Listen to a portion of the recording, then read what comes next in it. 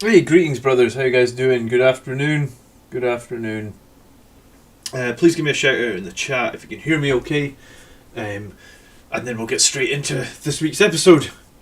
Cool. Nice to see a few people in the chat already. Jonathan, congratulations on going 2-0 in your league. Pedro, I've not seen you for a while. How you doing, Mark? Bana wee grana wee ninny bong. That's definitely an old movie quote for sure. I think that movie was 1986. Good evening, Mike. Adam, Thomas. Hey guys, how you doing? Roadkill. Welcome to anyone new, and welcome to afternoon to anyone that's tuning in for the first time. If you are tuning in for the first time, then be aware that we do a lot of Blood Angels content over on both Twitch and YouTube. You can hear us on both, and you can catch us on both. So please consider, giving us a subscribe if that's something you're interested in. And just before we get started today, maybe I just want to show off two models, actually. It was going to just be one, but we're going to show off two models that I've been working on. Because we're going live tomorrow for a rematch against Custodes. So we've got some reinforcements coming to the battle. So model number one he's getting there. Started doing some edge highlighting on this guy. So this is our Terminator in Librarian armor, who I cut off his axe and put on a sword up here. That's the Sanguary Guard sword, because a sword math hammered better. So bit of work still to do on this guy, but definitely ready for the tabletop. And then the other guy that I've been working on, well, it's a squad. If you caught in last night, you would have seen them. So we got some Centurions, the big boys, coming to the party. This is a Centurion Sergeant. Yellow helmets on Centurions, right? Because they're kind of close support, I guess. Hard to put in exact. Hard to know exactly what helmet that you'd want to have on the Centurions, but that's what we have. So some big guns reinforcing our lines, hopefully, against Custodes tomorrow. Hey Ross. Hey Dracula. Hey Exo. Tony. Good afternoon. Afternoon, everybody. So yeah, if you're new to the show, then obviously the way the show works is we look at 5 army lists every week. And the army lists are submitted by you guys, and I try and give you the lowdown on how I think they will do, and we score them out of 50 on different categories. And let me pull up. So this week we are looking at army lists we always look at 2 members, and then we look at like 3 non-members. So if you want, and I guess if you do want to become a member of the YouTube channel or the Patreon, links are in the video description below. So members get a bit of an advantage on the queue for the videos, but yeah, we're starting with Adam and Mac Daddy 102, and then we are moving into Joshua. Evan, who actually has a YouTube channel himself over at Origin Painting. We're actually good friends with Evan, so he's submitted a list. He's a big Blood Angels player. And then Ray Davey as well. Ray's been around for a while. I think he maybe he's become a member recently. So there's a bit of a queue, because we do get a lot of lists submitted. When did Blood Angels get Centurions? We got them when we went Codex compliant at the beginning of 9th edition. Like as of 9th edition, we can use everything in the Space Marine Codex. So just recently, I guess, we got Centurions. I've always kind of wanted them because I thought they looked cool. So rule of thumb, if unsure, give them gold veteran helmets. Yeah, maybe we could have given them gold helmets, but we've gone for yellow for close support, I guess. I mean, I'm pretty happy with they've turned out. I think they look pretty good. Yeah, so we've got 5 army lists to look through. We'll look through all of them, and we'll give them scores, and we'll generally try and think of the synergies and try and make some suggestions on how the army list can be improved. And if you want to submit your list, you could do that over on the community tab on the YouTube channel. So what you would do is you would let me show you real quick. You just go to YouTube. You actually can go straight to the Blood Angels Commander page, which is this link. And when you're in the Blood Angels Commander YouTube channel, you would just go over to community, and you can just post your list in the latest community. I update these community posts maybe like once a week, so just find the newest one and just post your list as like a dump out of Battlescribe or the Warhammer app. Just post it in there, and we'll pick it up and we'll add it to the queue for reviews. Afternoon, James. Nice, thanks for tuning in. If you've not played in a year, maybe it is time to grab some Centurions. So I'm going to be bringing them to the table tomorrow night. I am playing Custodes tomorrow night, and we need to get some revenge after last week's after getting beat by them last week. So, yeah. Oh, and I forgot to say as well, I actually, let me show you this as well. We finally got some heavy intercessors in as well. So, I haven't just made these guys yesterday, or maybe it was Friday night, so I haven't got round to spraying them or anything. But they are pretty cool models. So I guess when I got them part of the kill team box, but yeah, I mean, I think they are pretty cool. I mean, what's funny I suppose is oh shit, bash the microphone. If you actually compare them side by side against the Centurions, they're kind of tiny. But I mean, they are chunky, big boys. These heavy intercessors. Cool. All right. I don't think it's possible to touch the full Dreadnought list from last week. Yeah, the full Dreadnought list was interesting, right? Everybody always has. Everyone always has fun with those full Dreadnought lists. It's interesting, I guess, because not many armies are going to be balanced to fight against full Dreadnought lists. I mean, this is one of the reasons that I had trouble against the Custodes army last week, in that it was 5 Dreadnoughts or something. And when I fight him tomorrow, it's 6 Dreadnoughts now. So I guess basically 6 Contemptor Dreadnoughts. So it can be quite difficult if your army doesn't really have that sort of heavy firepower. Does anyone have a good link to heavy intercessors, or you can only get them in the kill team box? Yeah, at the moment they're only in the kill team box. So if you want them, you either need to find someone you can share the kill team box with, Ross, which is what I did, a Necron player. I think if you find a Necron player and you buy it, it's actually not too expensive. Basically, it was about $37.50 each, and we got the 5 heavy intercessors, and then you also you get a sergeant. I haven't put him off the sprue yet, but this is the sergeant with the power sword and the master crafted bolt rifle. And I think he'd be actually pretty cool in terms of if you want to make him a Death Company character. No, he's not a sergeant. Sorry, he's a captain. A captain with a power sword and a master crafted bolt rifle. Yeah, I think he'd be pretty cool. But yeah, I haven't pulled him off the sprue yet. So I guess if you can find someone you can do a trade with, I don't think it's too expensive, but I guess if you just have to buy the kill team box. And I'll actually have a video on the channel, do you know what, possibly this week actually, of me opening the unboxing the kill team box, because I did film the unboxing, I just haven't had a chance to edit it together. So maybe I'll do that. Yeah, Pedroig, it's 6 Contemptors, because I forget, Custodes can have 2 types of Contemptors, right? They can have the Galatus, and they can have is it the Achilles? Yeah, so it's I'm fighting against 3 of these and 3 of these in the same list. So there's a lot of Contemptors, and obviously they have their unvulnerable saves, they have their feel no pains, they have their duties eternal, and then the thing that's really scary is in melee they have these spears that just do flat 3 plus D3. It's really nasty.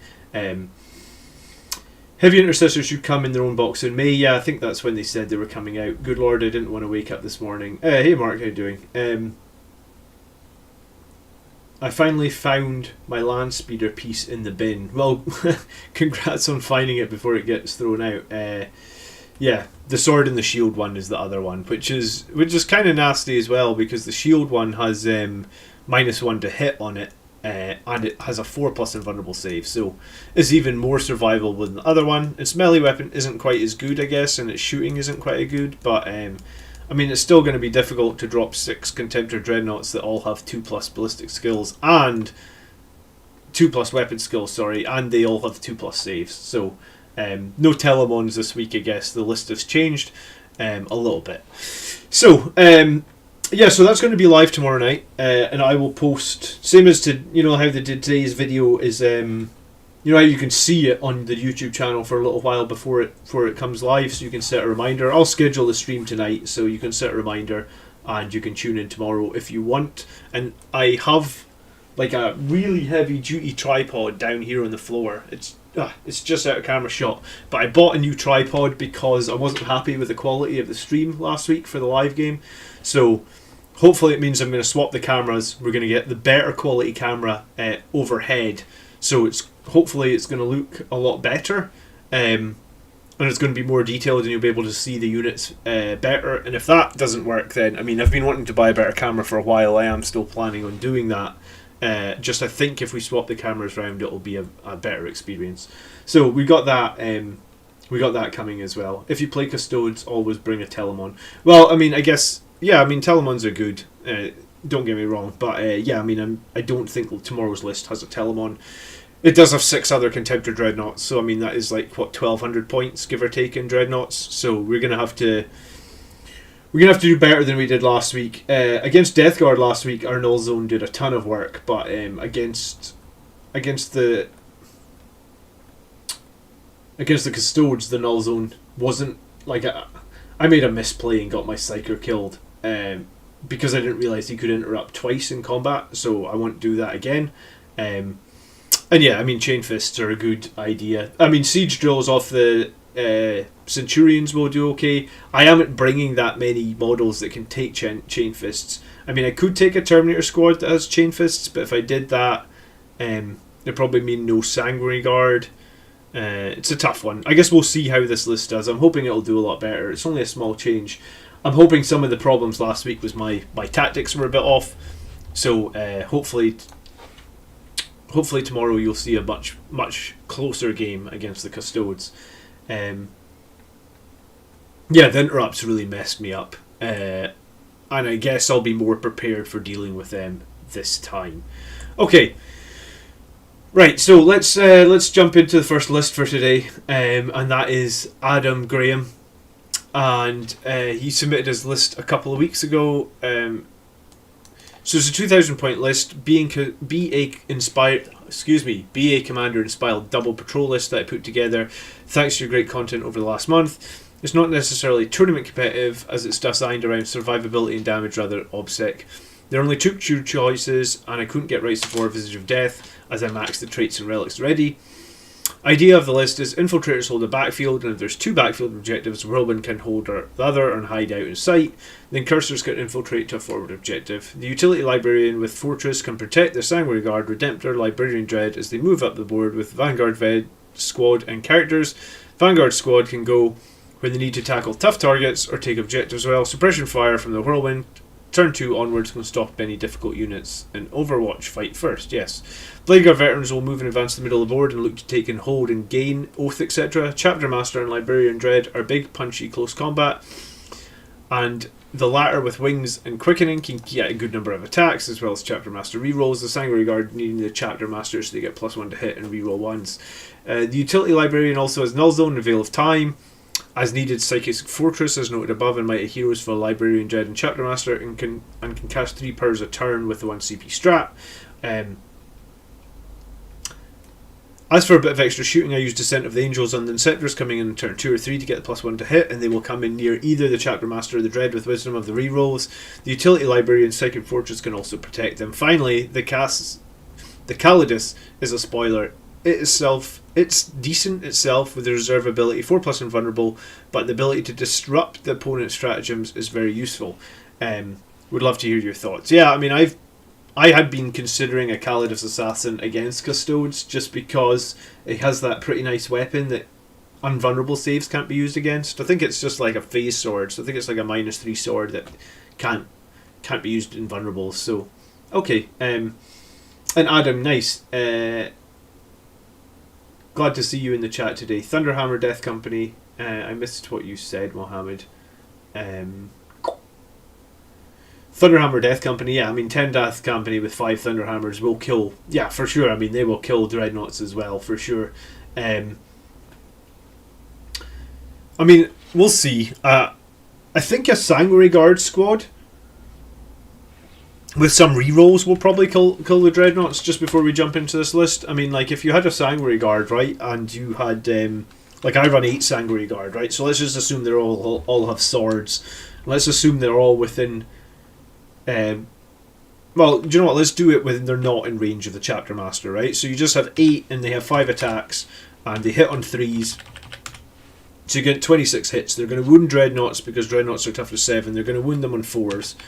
So you're going to make 13 wounds, and you're going to essentially, the Dreadnought's then going to save on 5s. So saving on 5s means that 66 will go through. So you're actually, an 8-man Sanguary Guard, wrist with swords, jumping into a Redemptor Dreadnought should be able to do 9 wounds. Obviously, as a 6+ feel no pain, so it might not be enough.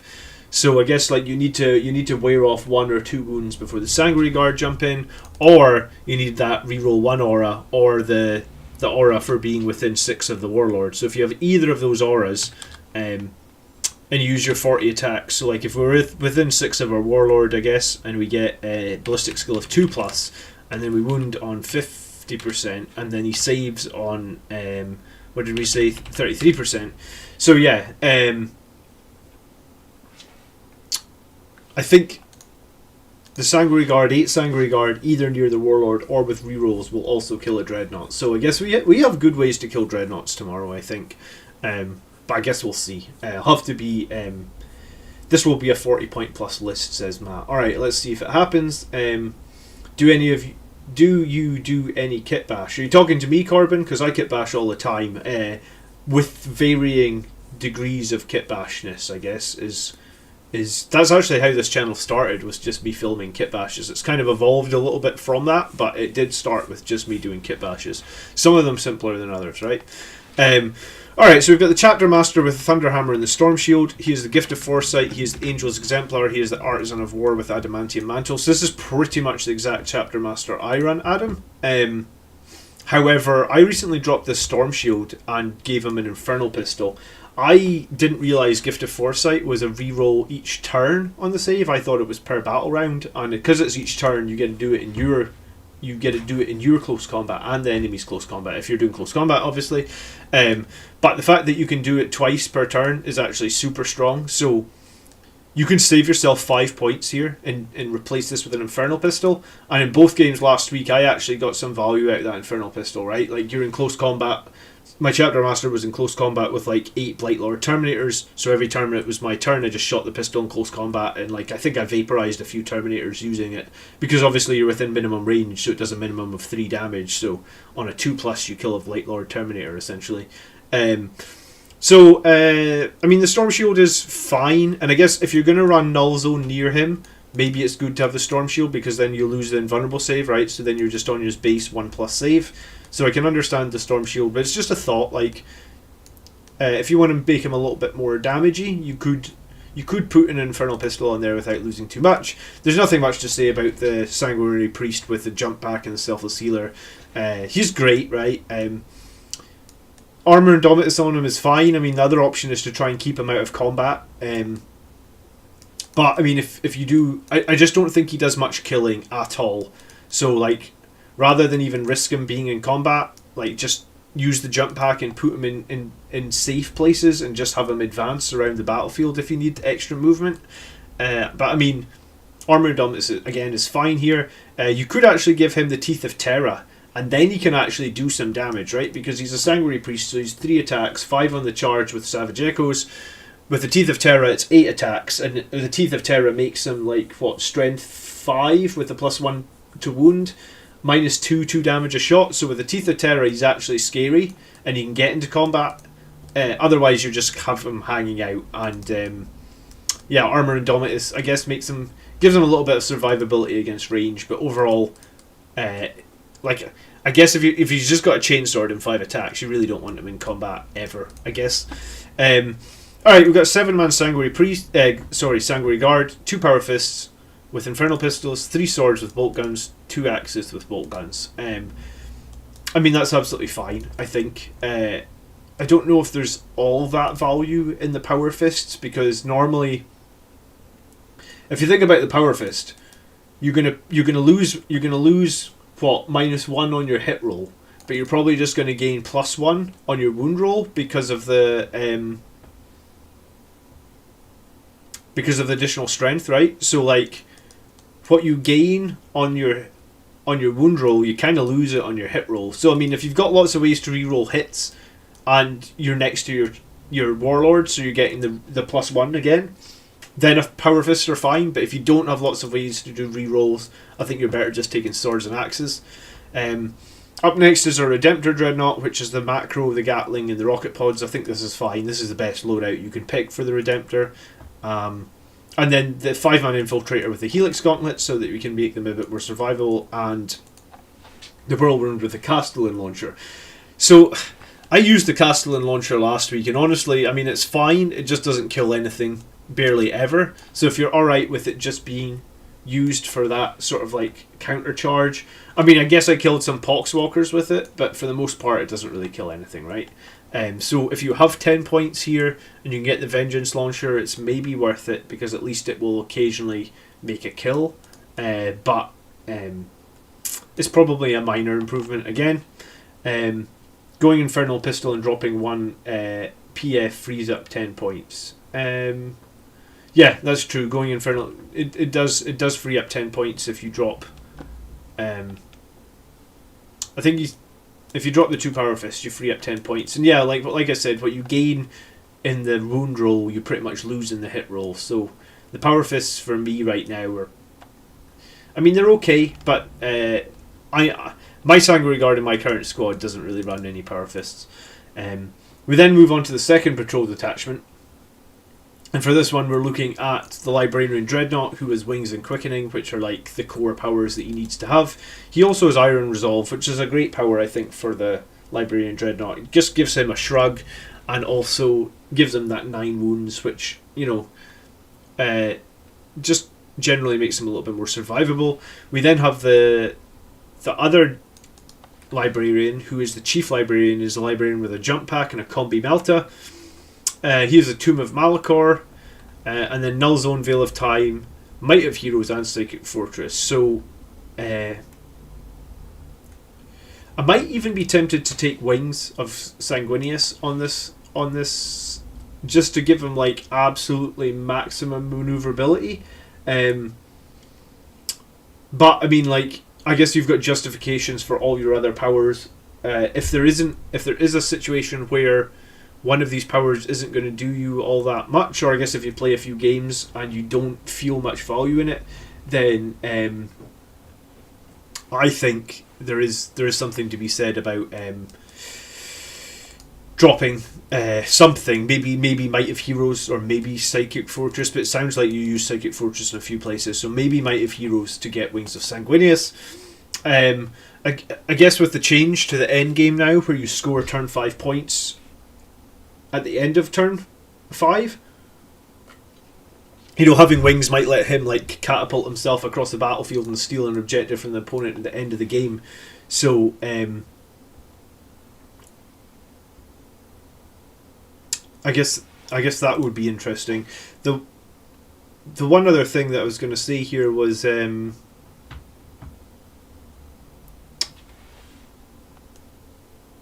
it was, yeah, do you know what, I've lost where I was going. I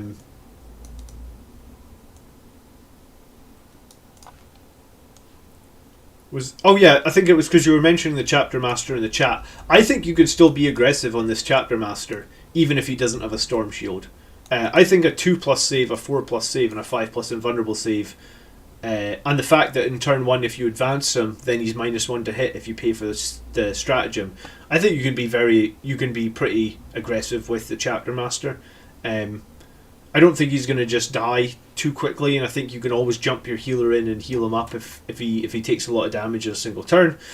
Alright, and then on to the elites for the second squad, or the second detachment, sorry. We have Vanguard Veterans with Sergeant with Relic Blade Infernal Pistol, Rest with Lightning Claw Storm Shield, which I guess is a high percentage play. Like these are top picks, I think.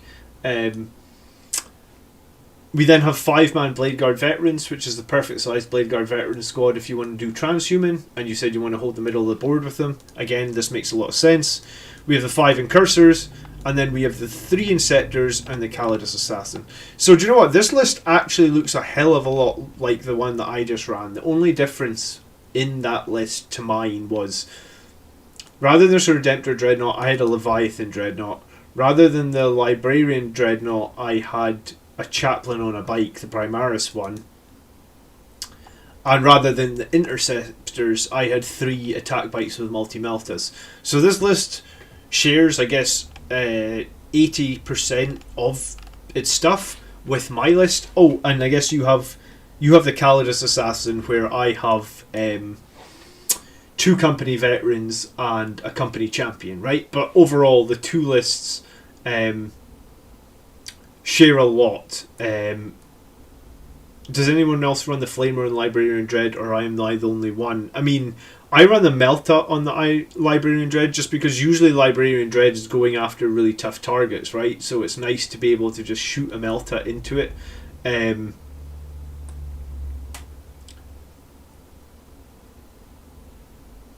So, you know, like, because a Melta gun can potentially do 8 damage against a tough target, so why would you not want to do that? I mean, Christian E is asking, how are people fielding lists that have 6 units of Intercessors? I imagine that they're having to field 3 units of 10, Christian, and then combat squad them at the start of the battlefield. But I don't rate Intercessors. I don't think they're a very good pick for us right now. I think there's just way better options. So, I mean, if you want to run that many Intercessors, I think you're going to come unstuck against certain lists. Like, I guess you can kill a lot of like low toughness enemies, but if you run into certain like armor lists or stuff like that, those Intercessors are just not going to be effective. And other people have mentioned before that they prefer the Flamer on the Librarian Dread so that they can basically like deny some charges against him and also clear out some chaff units when he jumps forward. I think that's personal preference, right? Normally if I'm running a Librarian Dreadnought and I'm going to wings him forward into the enemy, I'm usually going after some high value target. I can usually use wings to position him where that high value target is the closest enemy, so I can shoot him even if he's a character or something, and then I just like to pop him. It's a 3+, so it's only a 66% chance, but occasionally you do hit with it and you wound with it, and then they have to take a save, and if they fail a save, they can take up to 8 damage from the Meltagun. It's pretty tasty. So overall, Adam, I mean, this is a good list, right? Like, everything in this list makes sense. The Cowardice is nice as well, because obviously you get that stratagem that makes the enemies CP cost more, or they make their stratagem cost more CP in turn 1 of the battle. And I guess the Cowardice can do some deep striking against like high value targets as well, and join in with her blade that basically ignores invulnerable saves. So yeah, I mean, Inceptors with plasmas are great. I mean, arguably they could potentially be better than the multi-melta bikes that I'm running. Just sort of like a different sort of style to the approach. The Librarian Dreadnought, we know he's worth his weight in gold. He is one of our most smashy characters. I've no issues with him over the Chaplain that I ran. The reason I ran the Chaplain was because he can do 4 damage per swing and he can get mortal wounds on his swings. But I mean, I think the Librarian Dreadnought is probably just as good. A little bit more unreliable, right, because you have to cast off your psychic powers. But I mean, overall, I think he's just as good, really. And then, what was the other thing that was different between these two lists? Oh yeah, a Redemptor Dreadnought for a Leviathan Dreadnought. I mean, there's no real difference there. Redemptors and Leviathans are our most expensive Dreadnoughts, and I guess the difference here is you're going to run a Redemptor next to your Librarian to give them Psychic Fortress. So, I mean, that makes sense as well, right? So it's like, Psychic Fortress is going to be really clutch as well. One thing that I did want to say, Adam, actually, that might be interesting. You know how we talked about maybe taking Wings of Sanguinius here? Against Custodes, I was looking at this last night because obviously I'm going to be battling Custodes tomorrow, and they have a stratagem, right, which uses stratagem when an enemy Psyker manifests a psychic power within 12 inches of an infantry or biker from your army. They can deny the witch test for this unit as if it were a Psyker, right? So they can deny the witch if you try and cast within 12 inches. Well, the interesting thing with this one is you could actually cast your null. You could move this Librarian and he could be 13 inches away, right? You could cast your Veil of Time. You could cast your Null Zone, so it goes off. He can't deny it because you're 13 inches away. Then you could cast Wings to fly forward 12 inches. Again, he can't deny it because you're 13 inches away. But now you've flown and you're literally 1 inch away, so you're making a guaranteed charge, or you don't even need to charge. you're within 1 inch of the target that you wanted to null zone now, right? So I guess you have to, against some armies, sometimes need to think about that. Like I am running my Librarian with wings, and I guess like this is a legitimate play that I could use up against Custodes now to essentially stop him from denying me null zone, right? Because I'll cast it when I'm out with 13 inches. Or sorry, but cast it when I'm 13 inches away, out with 12.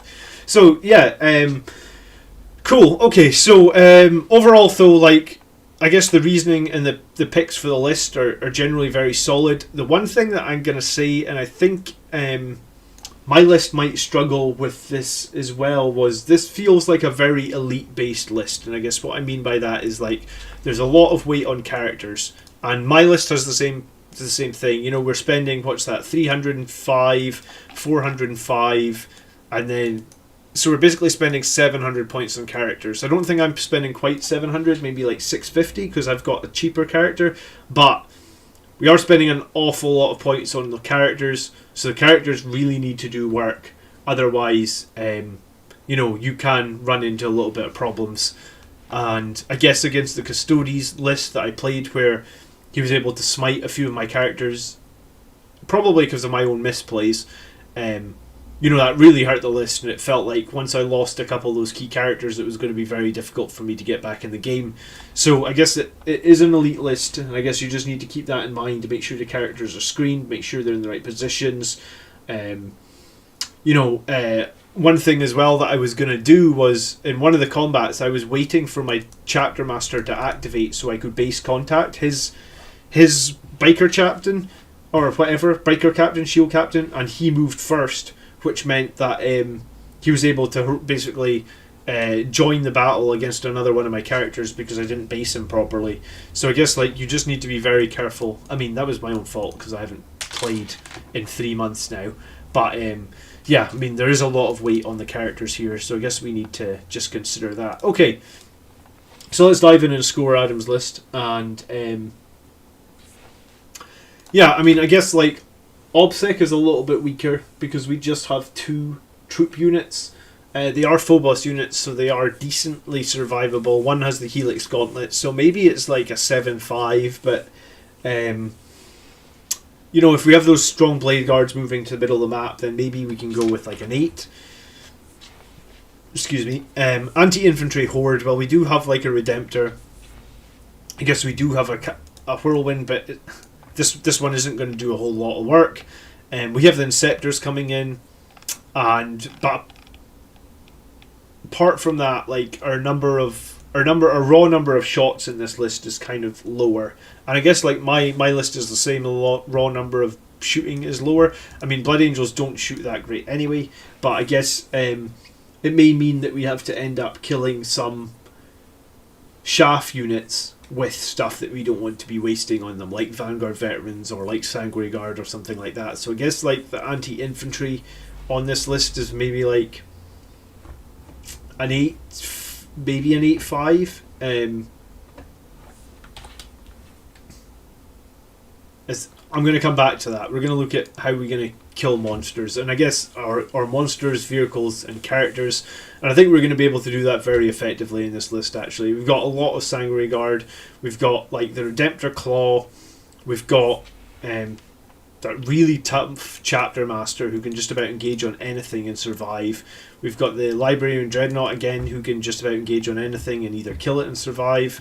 A good amount of Blade Guard, a good amount of Vanguard Veterans, you know, a good amount of Inceptors, and also this Cowardice Assassin. So I guess like our monster infantry damage is going to be pretty good, like maybe like 9.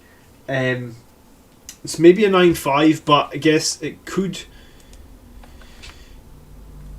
I mean, I guess a good question is how many 3 damage weapons have we got in this list? You know, we have the Thunderhammer and the Chapter Master, and we have the claws on the Librarian, and we've got the Redemptor. So a few 3 damage weapons, like maybe 4. And my list is exactly the same. Like, it only had like 4 3 damage weapons. So against Death Guard, you know, you got to remember that like a lot of your damage is going to be reduced. So only having like 4 makes me think it's like a 9. Like maybe if we had a Thunderhammer, maybe. I mean, we've got a couple of Infernal Pistols. 3 of them I think in the list. We could get a 4th one if we put one on the Chapter Master. So maybe there's a little bit of improvement that can be made there. Mobility, I guess, is generally very good, right? The Phobos units are generally very mobile because they can be.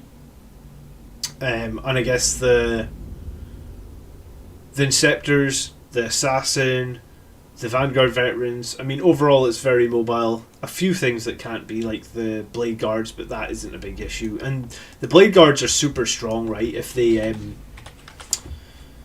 use Transhuman. And I guess because they're really the only main Primaris units you've got here, then to me it feels like the Blade Guard can just be transhumaned almost every turn for 1 CP, make them super difficult to kill.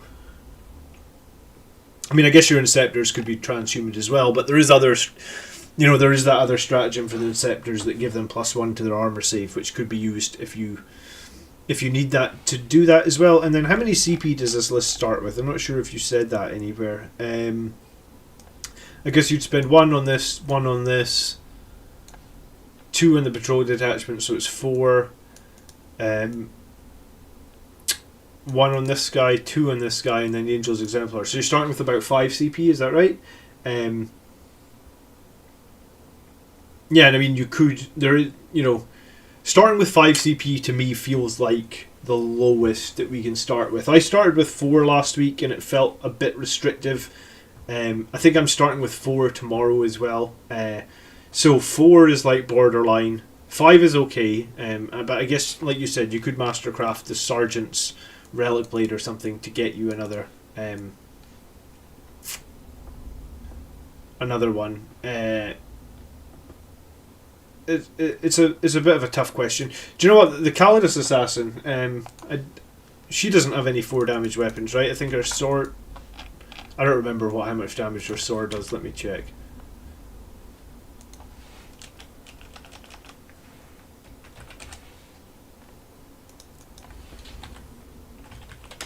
It's one of the few assassins that... Oh, for goodness sake. Have we spelt it wrong?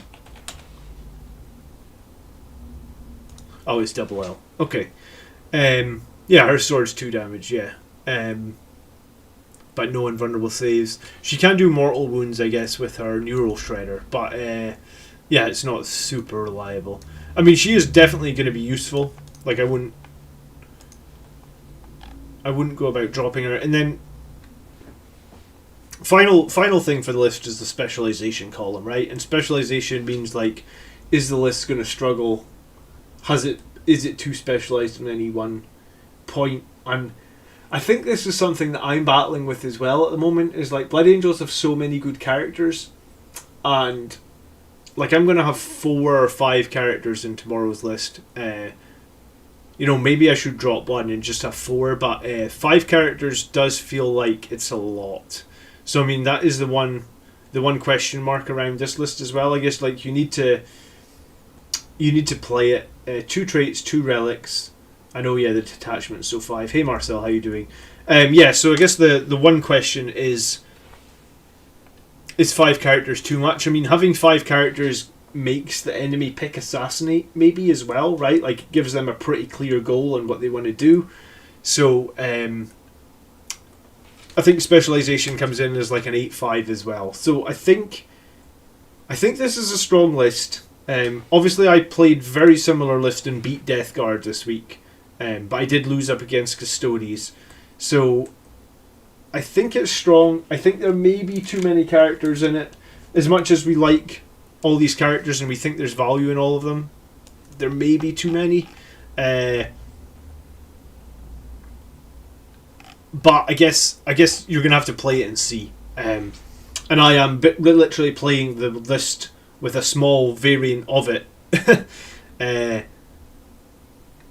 So, do you know what? If you stick around at the end, Adam, I can show you the list that I have planned for tomorrow, and I can actually probably... Do you know what? I can probably post both lists again later tonight so people can see the lists. But, yeah, I mean, I don't think it's bad. 42 out of 50 is definitely not a bad score. I mean, I guess anything above 40, I'd say, is probably pretty competitive.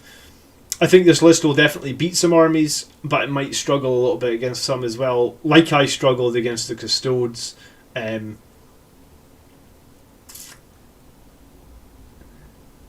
I mean, maybe it is just we're being too greedy on characters. So, yeah, I mean, because if we dropped another one of these characters, then maybe we could have, 2 or 3 more Plasma Inceptors, a squad of Eradicators, a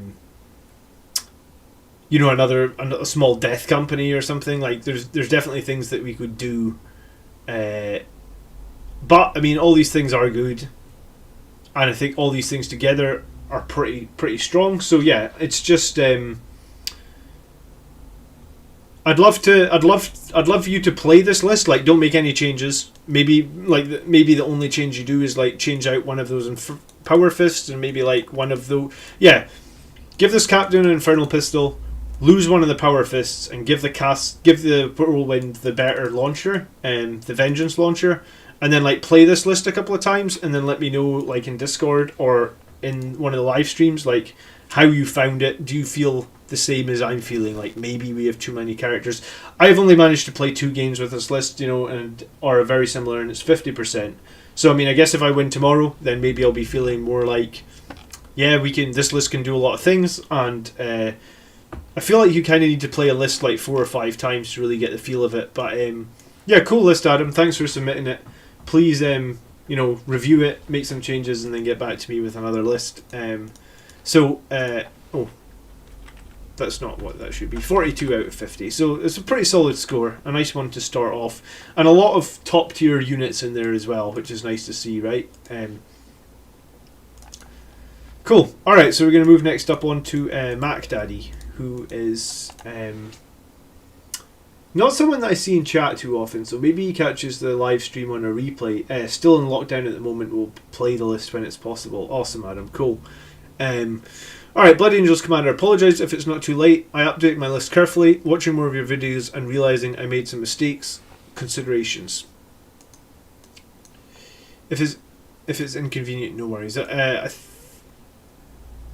think this is an updated list, so I think he sent me one and I think I changed it. What do you think the hardest enemy for Blood Angels is right now?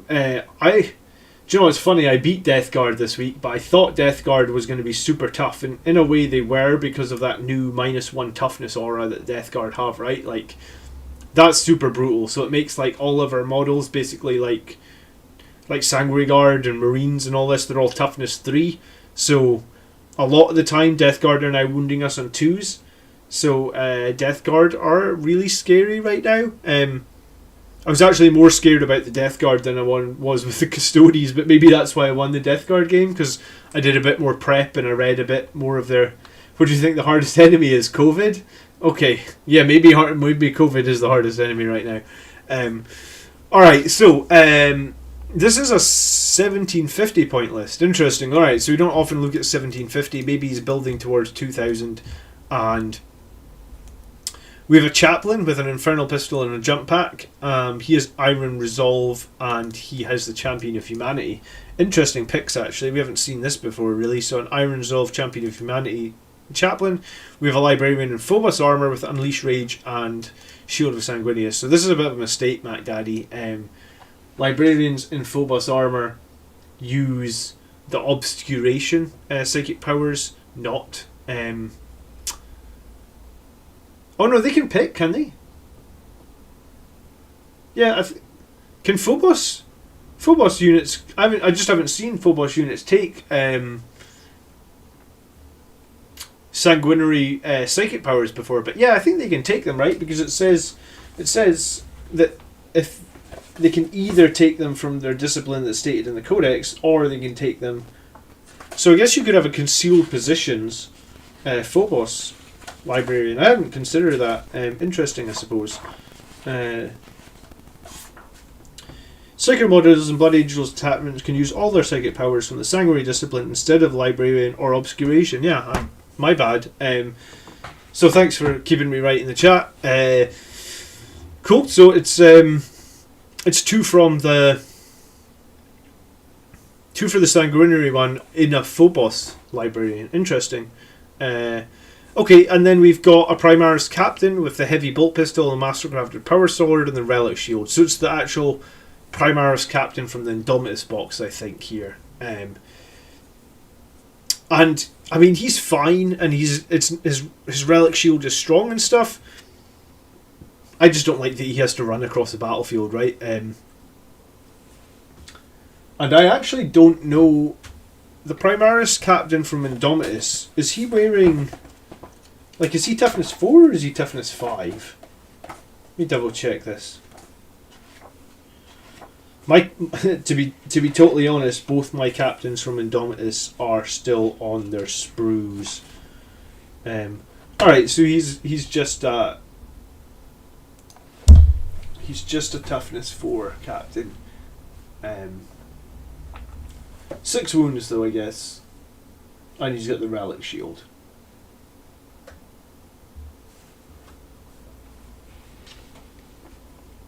Yeah, I just don't like the fact that he has to run across the battlefield. But I mean, that's maybe these are just the models that Mac Daddy has, and it's kind of newer. I mean, I think a captain on a bike is better. I think maybe even a jump captain is better as well. And a jump captain could be given the relic shield as well if you wanted to keep the shield, you know. So you could do that as well, and I think the mobility is important. I mean, I guess as well, it's not a 2,000 point list, and the battlefield is smaller, but and I guess for 105 points, yeah, you're probably right. It's a pretty efficient captain. Just mobility is going to be the one thing that you have to deal with. Like, he's going to be a lot slower, but it looks like you know that, and you've got 2 squads of assault intercessors, I suppose, that this captain can go with, and we've got 2 squads of intercessors, one with autos and one with stalkers. So stalkers are probably sitting in the backfield, autos pushing forward with the other assault intercessors. A jump Primaris captain would be awesome. I really don't know why we don't have that yet. I don't know when they're thinking that they're going to release some jump pack units for the Primaris, but to me it feels like it should have been done already by now. We then have an Apothecary with the Honor Veminant, and I think, I have never run this, but I think it's the relic that gives you +3 to auras in terms of range, right? So no, it's not. Let me throw the camera over. It is a relic that says the bearer has a following ability. While a friendly core model is in the 6, each time that unit fights until the fight is resolved, add 1 to the attack's characteristics of this model. This is not only cumulative with additional attack granted by shock assault. So it's a bit of a niche pick. It's basically saying, like, if my units can't kill the enemy after they charge them, I get to keep my +1 attacks.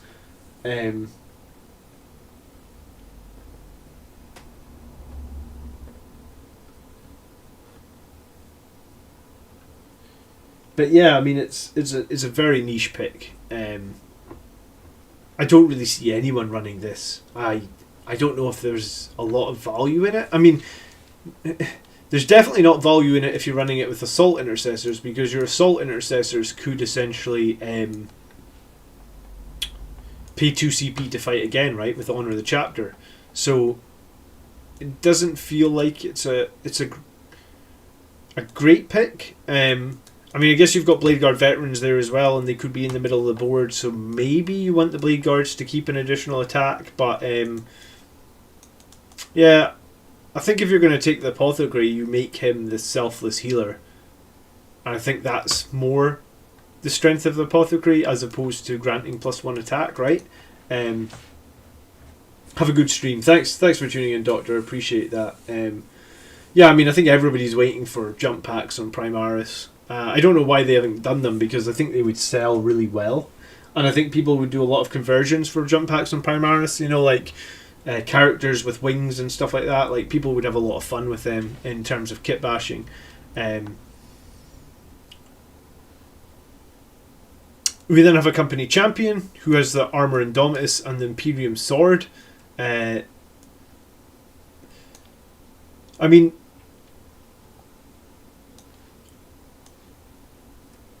I'd almost be tempted to give the Imperium Sword to like this Primaris Captain, right? Because the Primaris Captain is going to be a bit more survivable. He has more wounds. He has a better shield. So the Imperium Sword on the champion seems like a strange pick. A Death Company Dreadnought, which we just looked at this week, and I said was average, I guess. So a Death Company Dreadnought is a bit average. It seems a little bit silly that the Death Company Dreadnought cannot get any advantage from like Death Company Captain or anything like that around. So the Death Company Dreadnought is okay, I think. I don't think it's a super great pick right now. We then have like 1, 2, 3, 4, 5 bolt pistol and chainsword, 1 bolt pistol and power fist, and 2 Thunderhammers on the Death Company Marines with jump packs. So I mean that's a pretty standard Death Company ready to jump in and kill things. And then we have the Leviathan Dreadnought with 2 twin Volkite Cavaliers, 3 Hunter Killer missiles, a Storm Cannon array, and a Claw. I mean the Leviathan seems pretty good. I'm not sure if it needs 3 Hunter Killers, but I mean it can have them, I guess. And then the Claw seems decent, but the Drill is definitely better in terms of like just overall damage output and against like, well, just against vehicles it does the flat 6, and against everything else it averages 4, right, 2d3, so it's just better. Hey Mishgun, thanks for tuning in. Nice to see you. Welcome if it is your first time here. Thanks for being here. And then we finish off with Eliminators, which again is a bit of a strange pick. I don't know many people that are picking Eliminators right now for Blood Angels. Does the Bike or Indomitus Captain more survivability? I think the Bike Captain has more survivability just because of the toughness. That additional point of toughness, or potentially additional 2 points of toughness, make a big difference. In the battle against the Death Guard that I had, having a biker, having my captain have 6 toughness was huge, because the Death Guard have that -1 to toughness. So basically, even with a -1 to toughness, I still had toughness 5, and that was making a big difference when he was attacking me with all those plague weapons, right? Like, it was basically changed the game from potentially me being wounded on 2s re-rolling 1s to being wounded on like 4s re-rolling 1s. So basically, like, he was wounding me like 30 or 40% less than he would have if it had been a normal captain with just toughness 4. So I'd actually considered taking Armor Indomitus in that, but it turned out that the Chapter Master upgrade and the Angel's Artifice was a huge important thing. Eliminators are a great anti-meta choice, easily able to snipe out sporting characters like Apothecaries while sitting on the backfield. I mean, that is true. Eliminators do have the ability to snipe some things. And Eliminators are on BS2, right? I haven't run Eliminators in a little while, but I'm sure... I feel like they're on BS2. Let me double check that. Eliminators, yeah, BS2 plus. I thought the Eliminator Sergeant had something where if he didn't shoot, he could give the other ones +1 to hit, or was that last edition?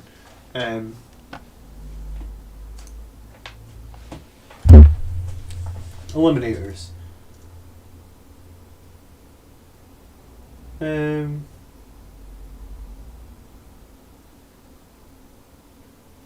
No?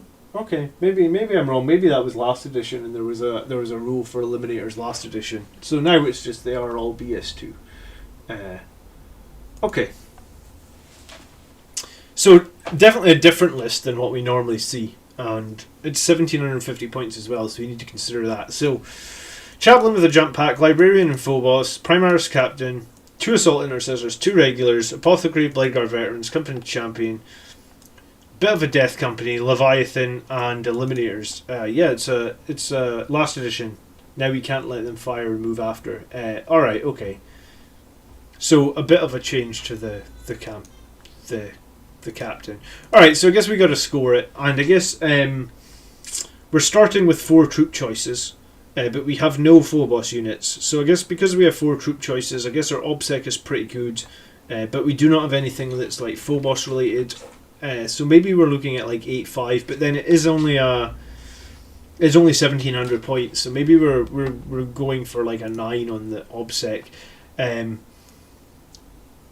Shooting wise, I mean, we have the Leviathan with the storm cannon and the Cavaliers, so that's pretty good at clearing out stuff.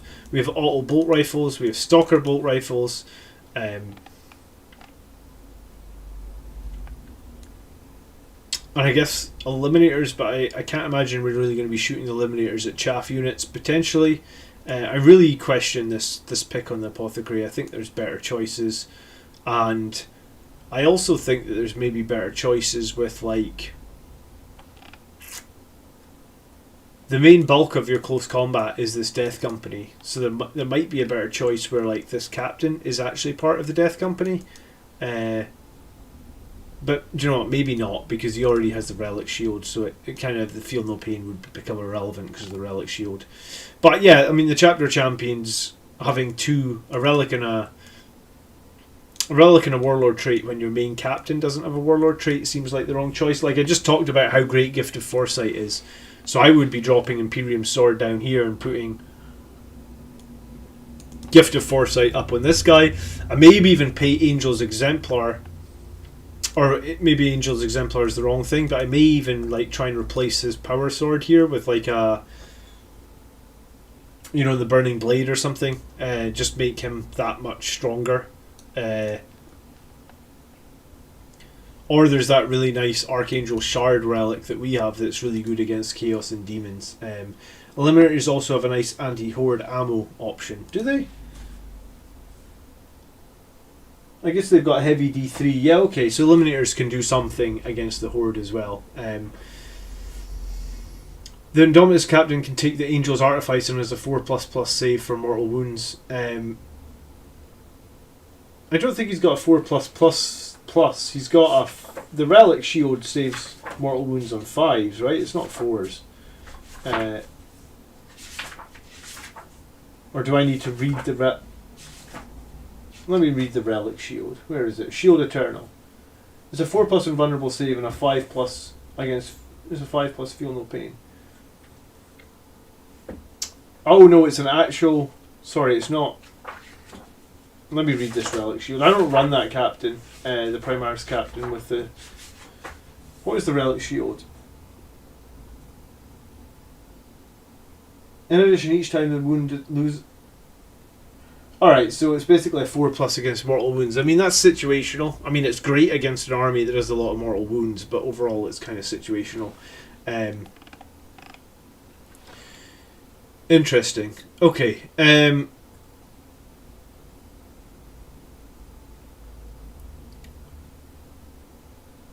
So, I guess anti-infantry horde stuff is probably, like, a little bit lower than the last list. Well, maybe, do you know what, the Leviathan probably picks it up, so it's probably about the same, so maybe like an 8. Michigan's asking, what's your general opinion on what Blood Angel's army should look like list-wise? All jump, melee units, a mix of melee and fire support, I don't know what else to add. I reckon probably the ideal is something like 400 points of characters, 400 to 500 points of heavy support, couple of 100 points of troops, and then the rest like melee jump units or just melee units in general. That's what I would have said maybe like a few months ago before lockdown, but my list is a little bit more skewed right now in that, like, I guess, but it does sort of follow those general principles where, like, we have some shooting, we have a lot of melee, and then we have some really powerful characters. Michigan, if you're not sure what to buy next, then come join. We have a Discord room that you can find in the video description. We also have a Facebook group you can find in the video description. So if you want to list out exactly what you have in either Discord or Facebook, and or let us know what you're thinking next, I'm sure some people will help you know what to buy. But another thing to suppose was, like, we just recently did a video on the top 10 units for Blood Angels as well, so you could watch that and pick stuff from the top 10 list. And that's just like the 10 strongest units that I think we can have as well. I mean, if you don't have any troops as well, full boss troops are an important thing to have. Yeah, and that's a Feel No Pain against Immortals. Okay, thanks, Julian. Yeah, I mean, I guess that's great against Necrons or something with their Catan U, right? Okay, so how does this Mac Daddy's list do against vehicles? I mean, you've got the Leviathan. If this was a drill, it would do great. There's a claw, so it'll do okay. A couple of Thunderhammers. A Death Company Dreadnought can do some work against vehicles, but like that's really not going to be his primary target. The Blood Talons are only -2 now when you can't reroll hits. Blade Guard will do okay against like monsters and vehicles, but it's just that it'll be 1 damage against like Dreadnoughts, and it'll be 1 damage against Death Guard. We've got 1 Infernal Pistol up here, and we've got another character, so I guess it's like an 8 against armor. Like the 2 Dreadnoughts can't be relied on because there's a good chance they could be shot before they get across the battlefield, so it's really just the Death Company, the Chaplain dropping down, and maybe a little bit of firepower. So yeah, I think it's maybe like an 8, maybe even a 7.5. Is a storm cannon on the... Yeah, it's a storm cannon as well on the Leviathan. So Leviathan's going to struggle to wound like toughness 8 models. They'll only be wounding on 5s. And he only gets 8 shots, so he only gets about 6 hits wounding on 5s. It's only a couple of wounds. So anti-vehicle monsters is a little lower here, I think, for sure. Mobility also seems a bit lower in that we just have, 2 squads with jump packs.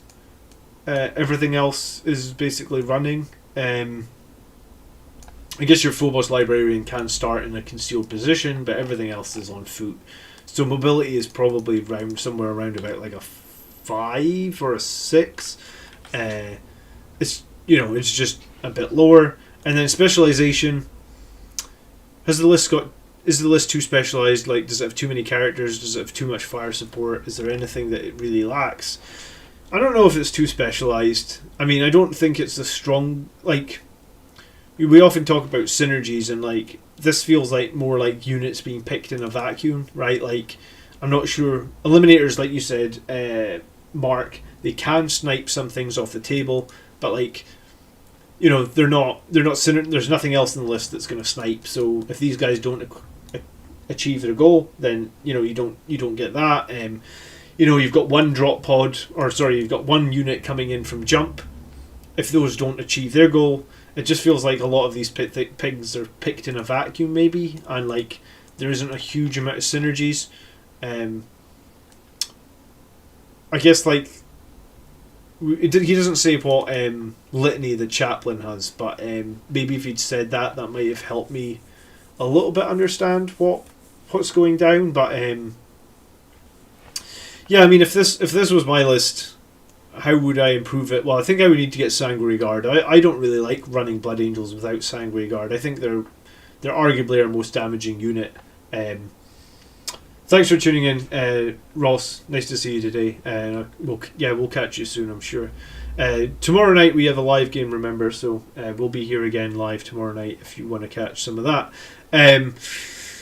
Yeah, I feel like we need some Sanguary Guard. I'm not sure about the 4 troop choices as well. Like, I feel like usually people are erring on, like, if you want to take troops, take 3 of them, but like I don't think you need 4 troop choices. And I also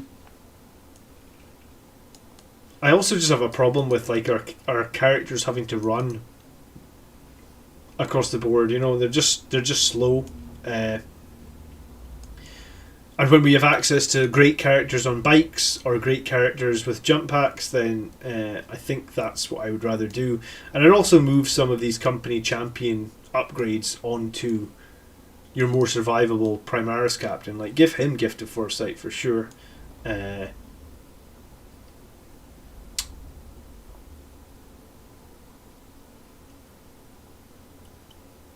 Yeah, and I mean the one other thing maybe is this Death Company Dreadnought. Like, I think like we'd lose a squad of Intercessors and we'd maybe lose the Death Company Dreadnought. Then we're talking about 8 Sanguary Guard with 1 Infernal Pistol and 8 swords or something. To me, that seems like a much better choice. I mean, they'll pretty much out-firepower the Intercessors at that point, right? Because 8 Sanguary Guard would get 16 shots against these Intercessors. You would get 15 shots, and the Sanguary Guard's guns are better because they're -1 AP. And then, I guess in close combat, I mean, your Death Company Dreadnought's going to get about 8 attacks. Your Sanguary Guard are going to get 40. So there's absolutely no comparison. Sure, I mean, you've got room for it as well. So I think I think there's a few places that I would make changes there. So I think like it's not too specialised, but I guess I'm struggling to see some synergies in this like list, Mac Daddy. So hopefully it's like a 37. I think there's improvements that need done. And hopefully I've mentioned a couple that could be made easily enough to get you where you need to be, I guess. Okay, and this whole stream I haven't been putting the names of the lists at the top because I'm an idiot, but that's okay, we'll do it now.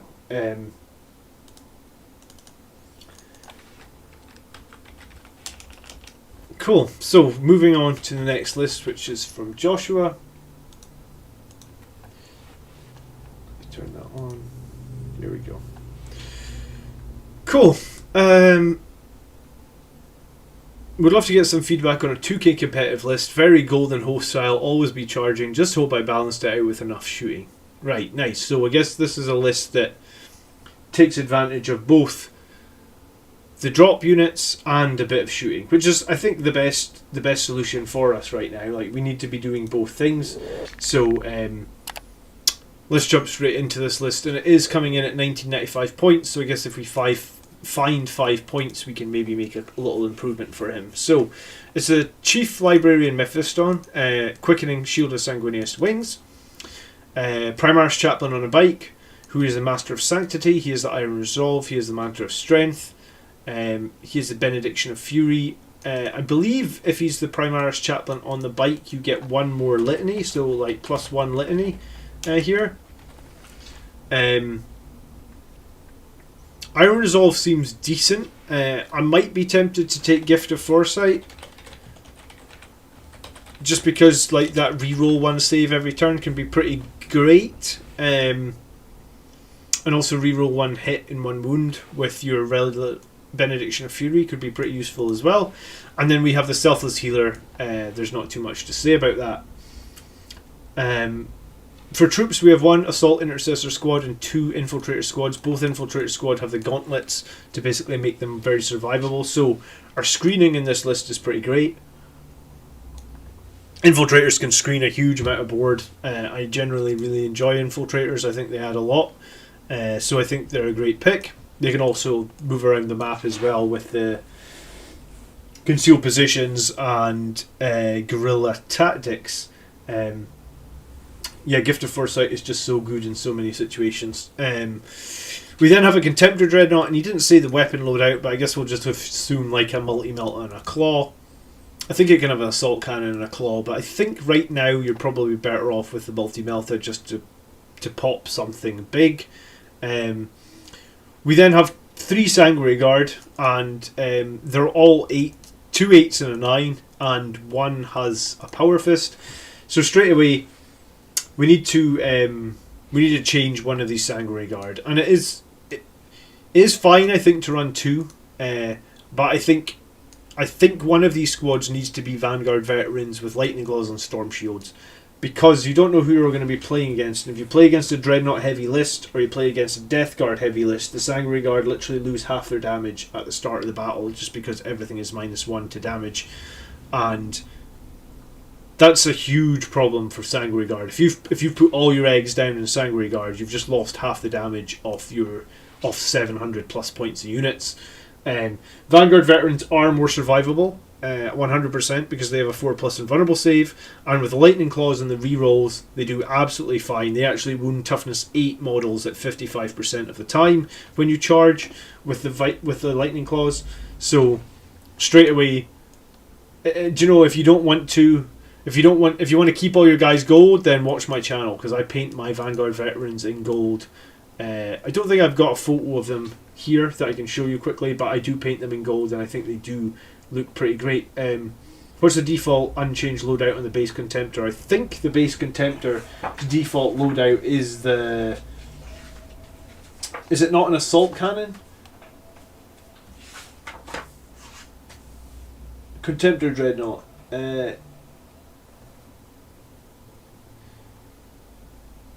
Contemptor Dreadnought is equipped with a combi melter. Oh, it's the multi-melter. Sorry. Okay, so the Keras pattern assault cannon is not the default loadout. I thought it was. So the multi-melter is the default loadout. Interesting. So it is the multi-melta. So we have a good amount of melt rifles, and then we're backed up by like basically eradicators with heavy melta rifles. So there's not too much variety in this list. Christian, are you thinking of Auspex Tactics Soup, Imperium Soup list? Because that's the only list he might have changed it, but I saw like his Imperium Soup list maybe like a month ago now. So heavy melta rifles are actually one of the most damaging rifles or weapons in the game, point for point, right? And at half range, then they're just disgusting, doing a minimum of 5 damage, right? So I like heavy melta rifles a lot. Eradicators with them, you know, they can be transhuman, they can improve their armor save, you know, they can generally be pretty useful. So yeah, there's not much variation in the list, is there? There's the chaplain, there's the priest, there's Mephiston. I guess in this list, Mephiston probably kill infantry. The chaplain can kill armor. The priest is just healing. The infiltrator's to screen. The one dreadnought, I guess, to use Wisdom of the Ancient on, so that you can buff the eradicators, give them that reroll 1s. And then the Sanguary Guard. Okay, so it's a pretty simple list.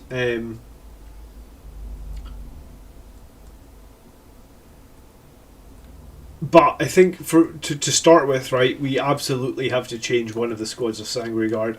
My video that I did about Sanguary Guard basically said I think it's too one-dimensional to focus all your eggs on Sanguary Guard now.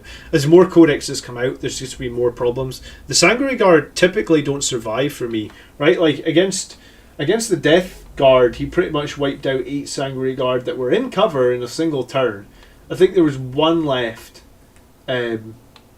Yeah, and it was like I needed to roll like less than 2 or something to pass his leadership, which I lucked out on and passed the leadership. But you know, to lose 8 Sanguary Guard who are in cover, so they're basically on a 1-up save in a single turn, just shows that like they're not that survivable. I don't even feel like he shot a lot of things at them. So I think Sanguary Guard are amazing for damage output. They're not amazing for surviving. If you want Sanguary Guard in your list, that's great, but I really think that you need to limit yourself to 2 squads maximum. I'm running 1 on a Vanguard Veterans squad, but I don't think you can afford to run 3 these days. I don't think you'll be competitive if you're running 3. I mean, even 1 Death Company in here I think is better than the 3 Sanguary Guard, because the Death Company you can take a bunch of chain swords and thunderhammers. Then if you end up against one of these lists with the -1 damage, your chain swords aren't affected by that, and your thunderhammers are still doing more than 1 damage, so you get an advantage there as well. Where do I share my list so you can see it, Commander? You share it over on the community tab. You go into YouTube, you do the Blood Angels Commander, you hit on community, and then you basically post your list here on the latest community post, and then I'll pick it up from there. That's the best way to do it. Solos 1994. So yeah, let's score this list, and maybe some people disagree with me, but my experience is that I'm not going to run 3 squads of Sanguary Guard. I think it's too easy for the enemy to get the jump on a squad or 2 and delete them, and then, you know, it's so many points for the Sanguary Guard right now. If you think about it, like, they're only a few points less than a Terminator, and a Terminator has essentially, you know, basically better save and another wound. And again, they're only 5 points cheaper than a Blade Guard veteran, again, who has a 4+ save and another wound. So the Sanguary Guard, their power is their offense. Their power is not surviving.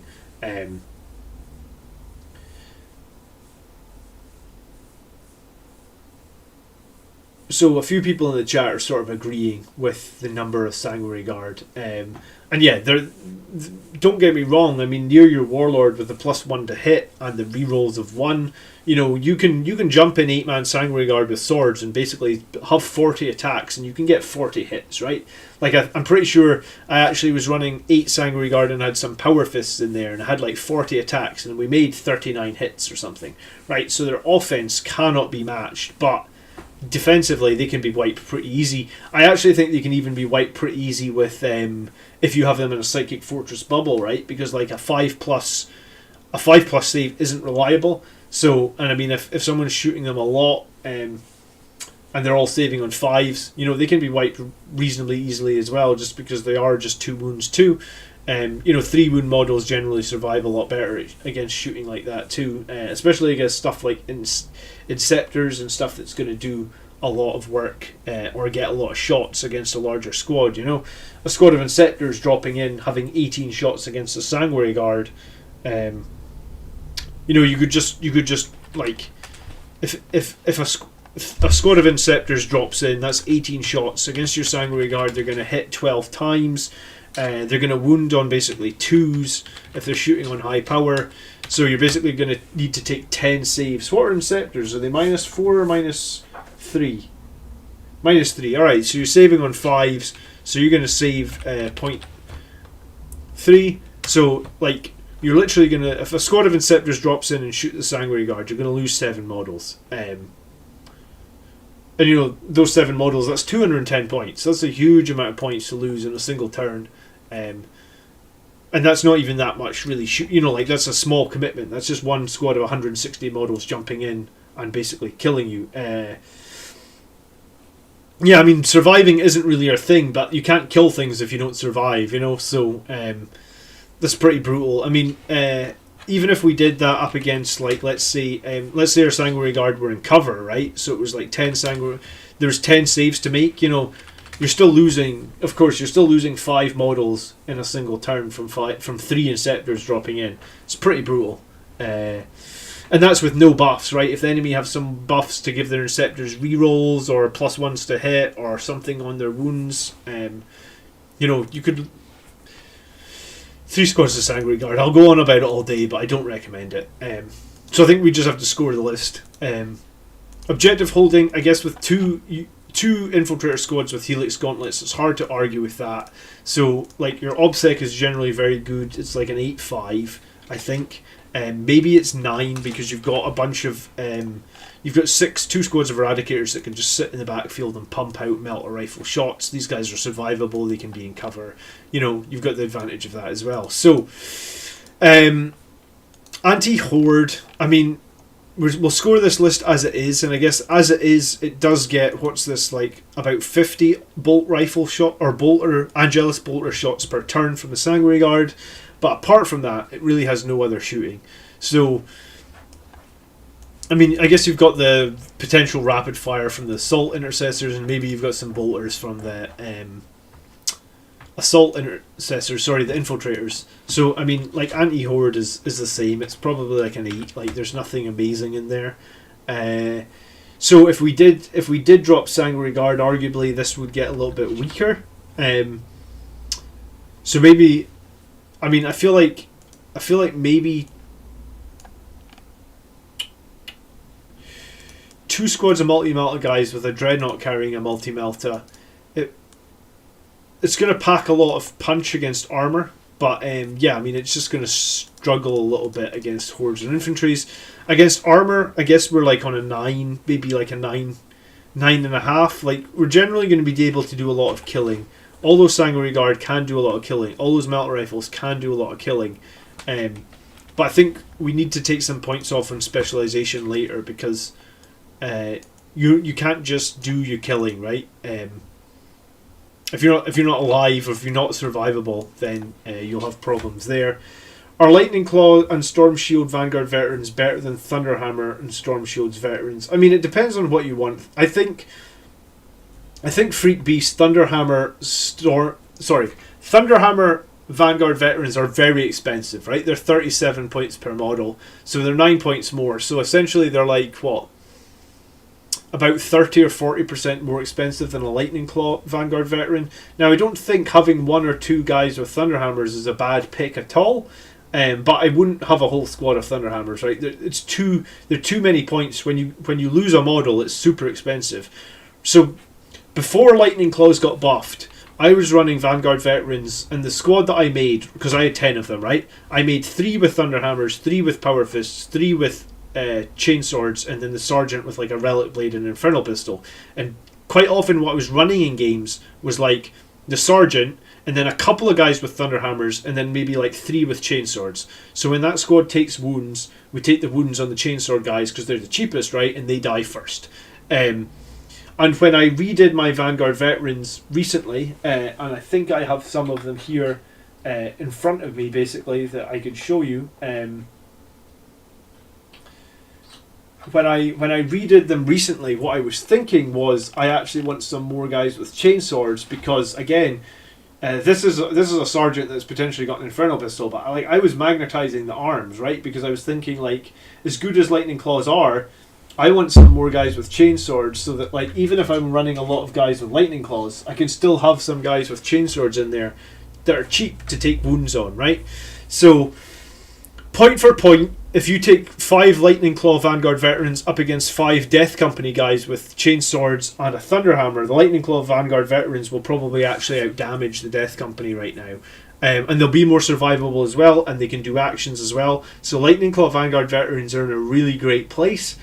But if you don't have Lightning Claw Vanguard Veterans, because I'm painting my ones, because like I said, I did a whole 10-man squad with 0 Lightning Claws before. I still think there's value to some Vanguard Veterans with a couple of Thunderhammers and a bunch of Chainsword guys. Remember as well, one of the Chainsword guys, if you get in against vehicles, can sacrifice his Chainsword to do Melta-Bombs. And Melta-Bombs does do potentially 6 mortal wounds against vehicles, so that can be very strong as well.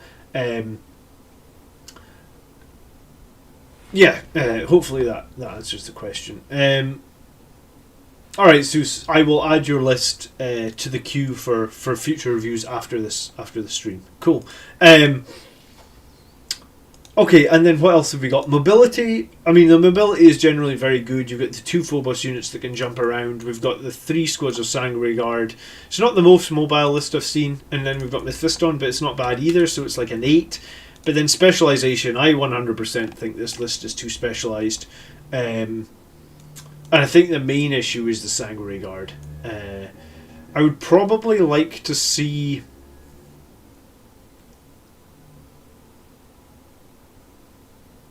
something changed there, but also like I was gonna say maybe we don't like 6 Eradicators with Melta Rifles seems like potentially overkill. Like maybe you could have 5 or something. Or maybe you could have 4 and you could have 100 points bringing something else to the table. Like, this list has no way to counter fight last rules. This list has no way to add fight first. So you could do that with a Whirlwind. You could probably get the Whirlwind in if you swap out some of these Sanguary Guard and some of these Eradicators. Get the Whirlwind in, and then you've given this list a bit more utility as well. So overall, I guess... I think Specialization, I'm going to say this list is a little bit weaker than the list Adam submitted as well earlier today. So I think Adam is winning for the strongest list today. So based on that, I think Joshua's list, I think we'll do a 6.5 on Specialization just because there's no way to fight first or counter fight last rules. And too many Sanguary Guard. And that's going to be a problem. Like people are figuring out how to deal with Sanguary Guard, right? And I don't think a 2+ save and a toughness 4 is as strong as it used to be. That's for sure. Like the game has moved on, and I guess like against Death Guard, all those Sanguary Guard are toughness 3, right? That's a real problem. So they're all getting wounded like all the time. The Storm Shields on the Vanguard Veterans are like a godsend against the Death Guard, because you can't expect your Sanguary Guard to get any sort of decent save in close combat. Like you'll have a lot of -3s, -2s and -3s all over the place. So they'll be saving on 5s or maybe even 6s at certain points. There's a lot of Death Guard rules as well where you can add 1 to the AP, like for 1 CP and stuff on the Plague Weapons. I don't remember exactly. We had a tough game against Death Guard this week just past, and we did get the victory, but Death Guard. I think the Death Guard player said there were 60 something rules he needs to remember now, and I guess you could say that they do get that -1 in melee. Thanks for reminding me on that, Mark. But I mean, -1 in melee, if you're just then going to get wounded all the time, is going to be an issue. I find my Sanguary Guard get shot just as much as they get killed in melee, though. And I think, and I guess against the shooting, I don't know. I mean, I always have them in cover and they still get shot off the table, usually in a single turn, and usually it's a full 8-man squad. So, yeah, it can be. I mean, the only thing to say about the -1 is against other enemies that are using like power fists, then you get no bonus from that. So in some cases the -1 to hit can be really strong. In other cases, it can actually provide no bonus at all. So I guess you've got to take it with a grain of salt. Cool. Alright, so next up we're going to look at Evan's list. And Evan, if you don't know Evan, actually has a channel over on YouTube called Origin Painting. He was just doing a giveaway as well for 500 subs. I haven't actually been keeping up with it, how many subs Evan has now, but he has got a pretty cool channel that does a lot of Blood Angels painting. So we'll look at Evan's list next. And it's a 2,000 point list, and it is a battalion, and he starts with 8 CP, so I actually start with quite a lot of CP compared to some of the lists that I run. Okay, cool. Starts with the Primaries Chaplain on a bike, Mantra of Strength, Gift of Foresight, Canticle of Hate, Master of Sanctity, Icon of the Angel, Litany of Hate, and Hero of the Chapter. So a lot of buffs up on this Primaries Chaplain. Icon of the Angel as well for the rerolls of charges. I'm not sure you need Icon of the Angel and Canticle of Hate, but I mean maybe you do. And he does have Mantra of Strength, so I mean his Crozies is still going to be 3 flat damage, so that's pretty decent. We have a Primaris Tech Marine who is the Master of the Forge, so we can heal units for 3 hit points per turn. And then we have the Sanguary Priest as well. So basically we have a healer and a Tech Marine healer. So interesting list. So I guess we're going to see some armor coming out in this list for sure. We have the 2 squads of Infiltrators, so again great screening, and then 1 squad of Intercessors. And I think if you have the 2 squads of Infiltrators for the screening, then I'd probably put auto bolt rifles on these Intercessors for pushing forward, but I guess let's see where else this list goes.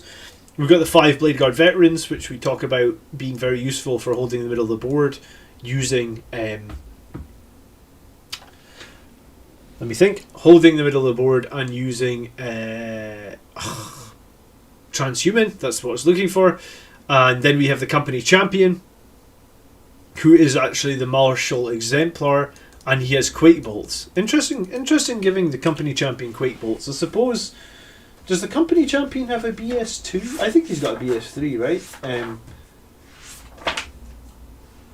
And Martial Exemplar, I think, is another way to reroll charges. I have to check this. It's been a little while since I picked the Company Champion does have the BS3. Okay, so he's given him Quake Bolts for his bolt pistol, and then he's given him Martial Exemplar, which means what again? Company Champion, Martial Exemplar. Yeah, so you can reroll. So he's got 2 ways to reroll charges for core and character units within 6 of the Warlord. And I think Icon of the Angel now is not core character; it's just any Blood Angels within 6. But we better just check that. They did have it as core and character. They did have it as core only, I think, at one point, and then they changed it. Icon of the Angel.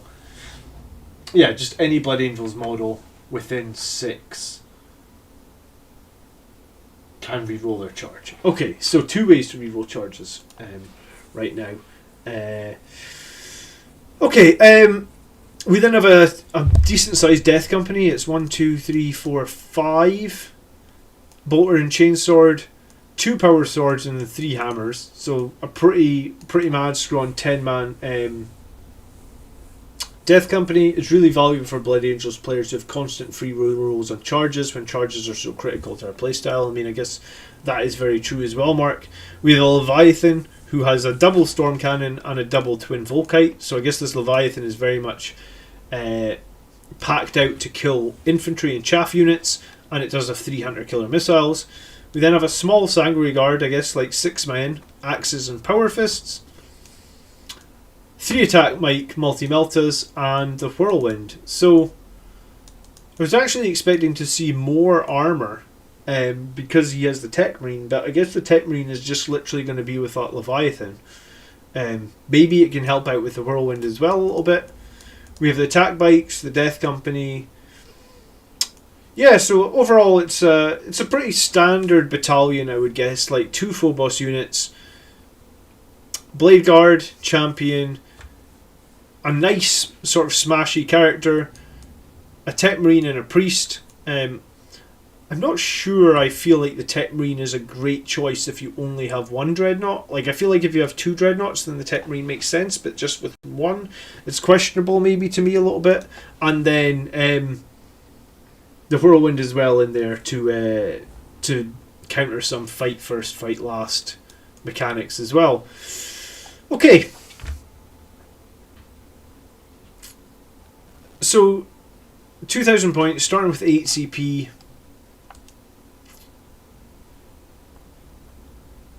And I was going to say maybe there's a some sort of Angel's Ascendant that we could play. Like maybe we could give our Blade Guard Veteran Sergeant like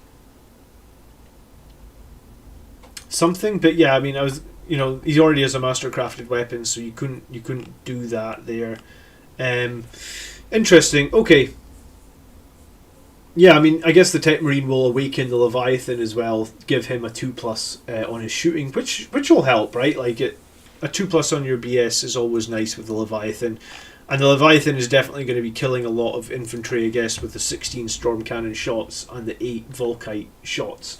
So interesting. Okay, so I mean, let's score the list and let's see what we're thinking. So it is 2 Phobos units for troops, and it is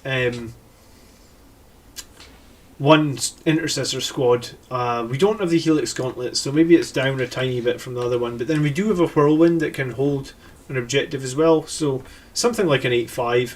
Anti-infantry, I guess, feels pretty strong with that Leviathan. If the Leviathan is left alive and it can kill things, then he can do a lot of work against infantry models. Maybe, like I said, some auto bolt rifles here might have been better on these Intercessors, and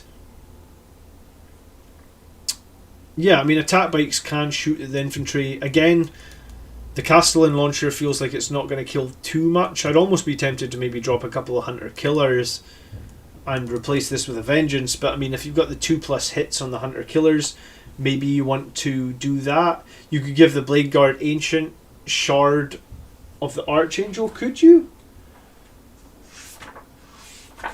Because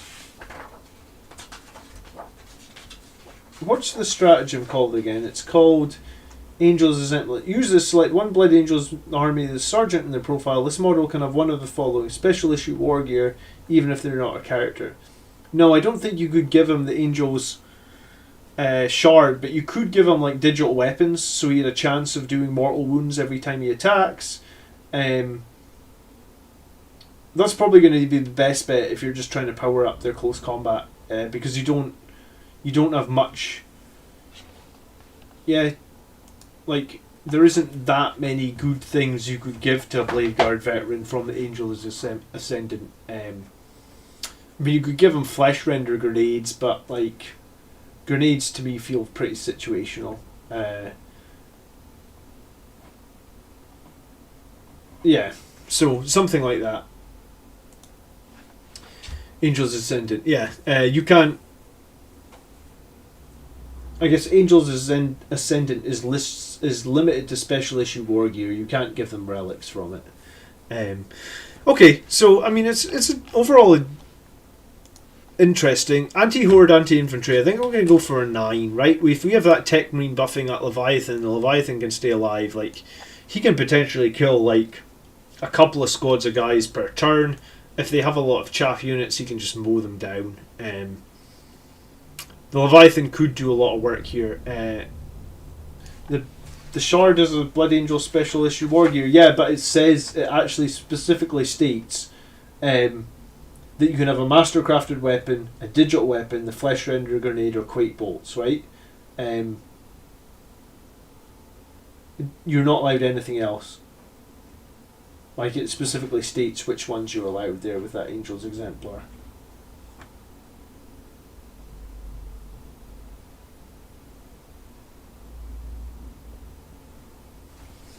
Okay.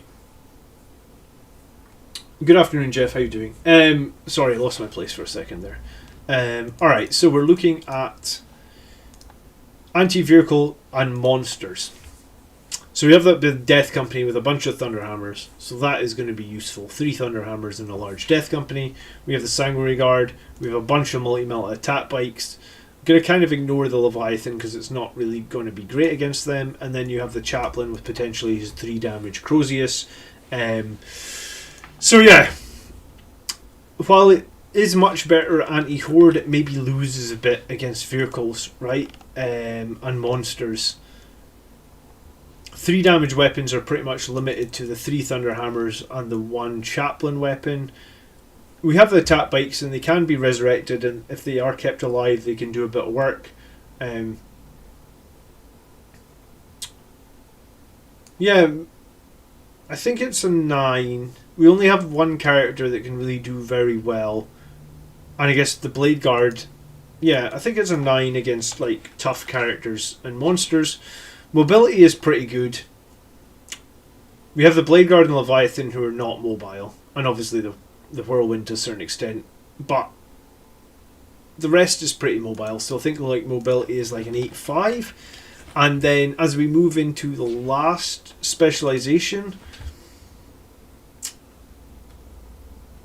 the characters bother me a little bit in this list, right? Like, when I took a Tech Marine, because I was running a list that used a Tech Marine and not a Priest, right, for the last... Well, it went on an 8-game winning streak, didn't it? The big tank in the Tech Marine strategy that I used. But to do that, I felt like I couldn't take the Priest, right? It was like, you either take the Tech Marine or you don't take the Priest. And this list using both, when you only have that 1 Leviathan, if that Leviathan gets killed early in the game, which is definitely a potential thing that can happen, then the Tech Marine kind of becomes a bit useless, I guess. I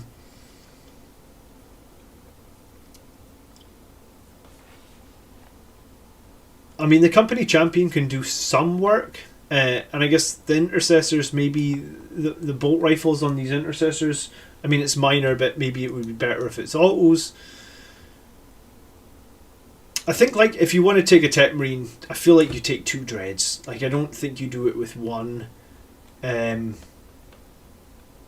But then, it's hard to say. Like, this list would need a couple of games. Place your bet how long next week's show until BA Commander mentions his 8-game win streak. I am tempted to take that list out, Mark, and get it to 10-game win streak. Honestly, like, I was half tempted to take it against the against Custodes tomorrow night. Like, he knows that I'm supposed to be taking this other list with the Centurions, but like, I'm half tempted to just take the super heavy tank and see if we can, you know, see if we can get it up to 10-game win streak. Like, why not? You know.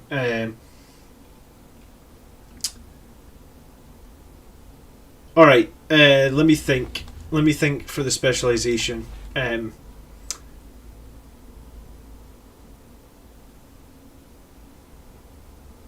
it's a tough one because he does have less Sanguary Guard.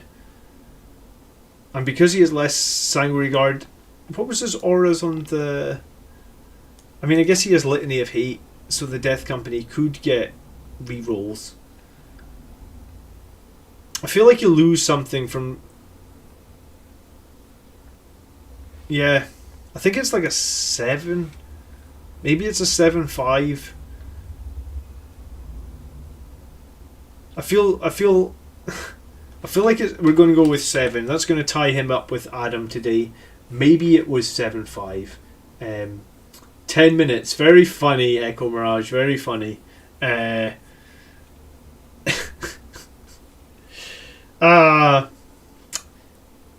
really like that super heavy tank list. I know it's not a competitive list, but like, it's really fun. Like, if you have a tank that just pulverizes 1 unit every turn, it's actually really fun. Because like, as long as you just designate every gun on the tank at the same target, you will kill that unit every single turn. Didn't matter what it was. You know, a Great Unclean One, Mortarian, just every turn you just kill something. It makes it very difficult for the opponents to deal with as well, because they don't know if they they don't know how to deal with it, honestly. It's like a Titan, or sorry, it's like a Knight on steroids, not a Titan. Okay, so I think that ties Evan up at around 42, same as Adam. I think there is a better HQ available, and I think you can take the Tech Marine if you're running 2 Dreadnoughts. But I think if you're just running 1 Dreadnought, there is a risk that Dreadnought gets killed, and then you have a 100-point character that can do nothing. Do you know what? Maybe I'm going to start a new win streak this week, Mark, with my new list. So maybe then I'll tell you about my new win streak. Actually, I did beat Death Guard last, right? So like technically I am on a 1-game win streak. So technically, like we've started the win streak. We just need to win tomorrow, and then we really are on a new streak. And just that one loss last week was just a blip. It was like an anomaly in the time stream.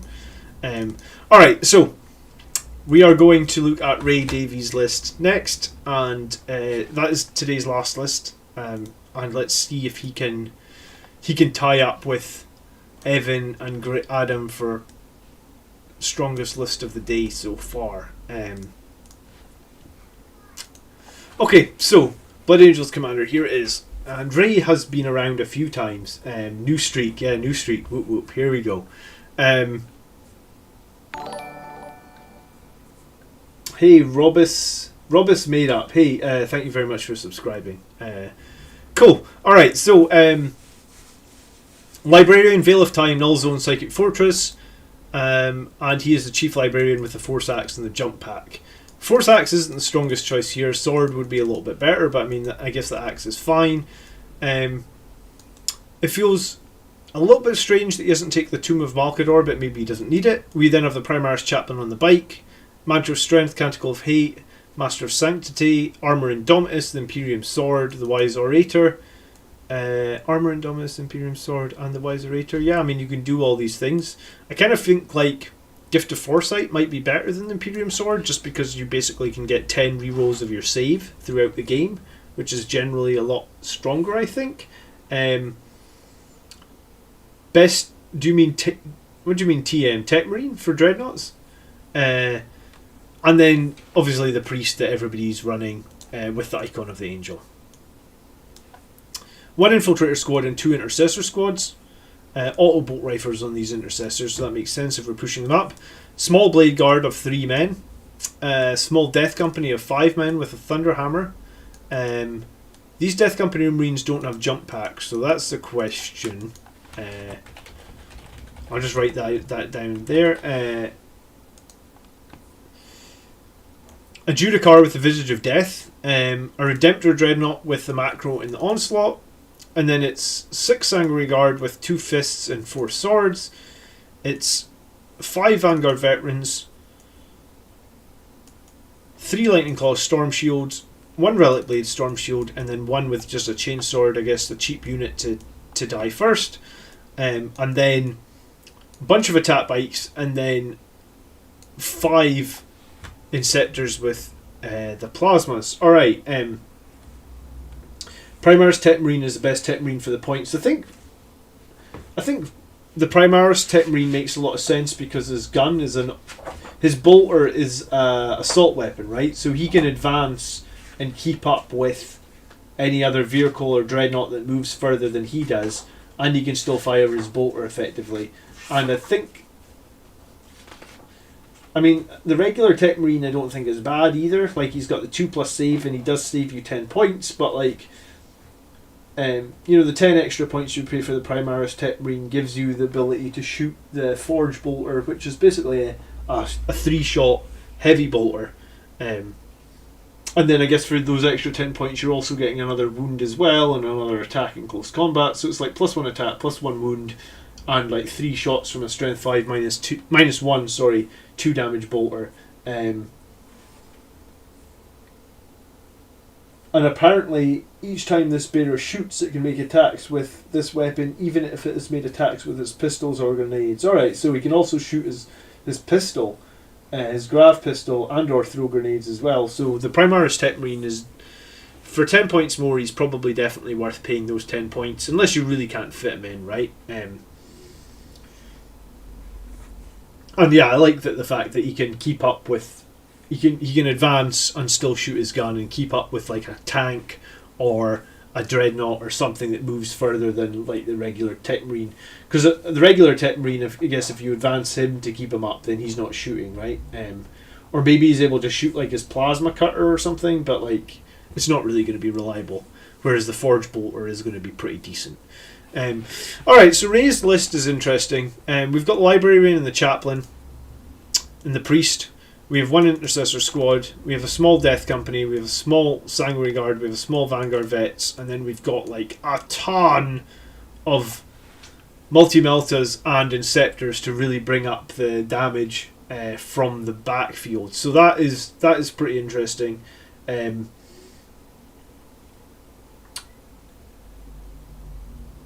that, you know, I guess when you combine that up with the fact that he has the Redemptor Dreadnought in there as well, I guess you're looking at like 275 plus. Just going to do this. It's been a long day. Do some math rather. So that's not right. 275 plus 165.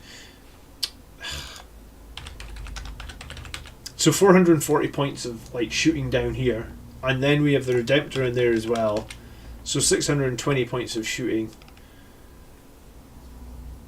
It's a bit more than what I'd normally say you need, but I mean, I don't think it's bad. I mean, Inceptors, we talked about them definitely being a top 10 pick for Blood Angels. Attack Bikes with Multi-Meltas, we talked again about them being a top 10 pick.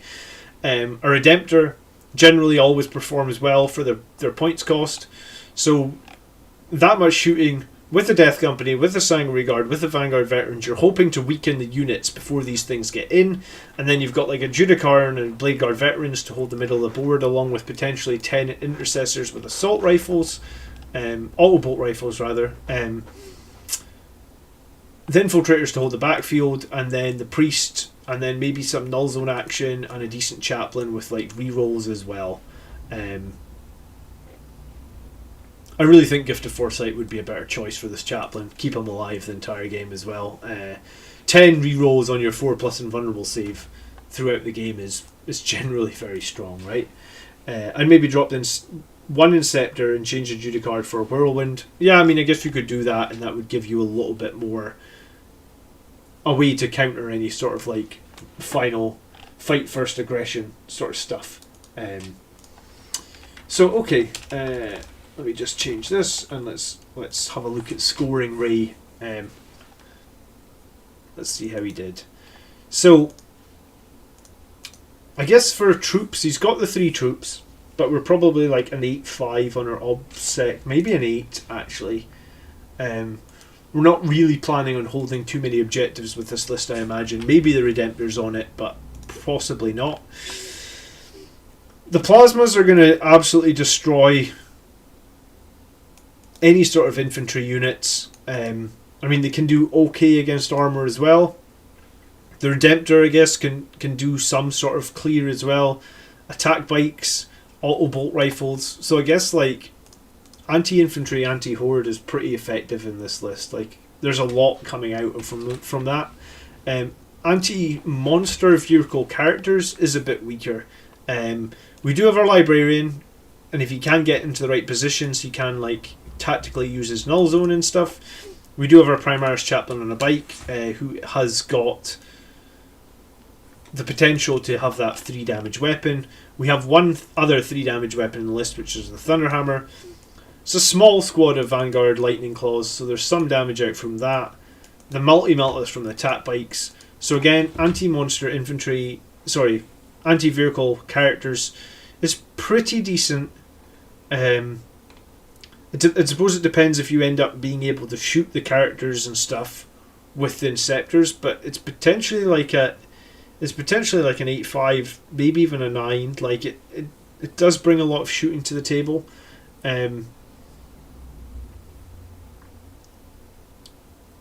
Let's go with the 8-5, and then mobility wise, I guess like it's generally pretty mobile. The Blade Guards, the Judicar, the Redemptor aren't mobile, and the Inceptors, but I mean they don't need to be. And obviously all the HQ choices are very mobile, so it's very strong there. And then specialization. So there is a lot of shooting here. and maybe there's a bit more shooting than I normally run, but is it too much shooting? I don't think so. It's just different, right? And I guess there is a little question mark around holding backfield objectives, I guess, with just one sort of infiltrator, and there is no way to fight first or deny fight, to have that fight last mechanic. Oh, hold on, did he have Veil of Time?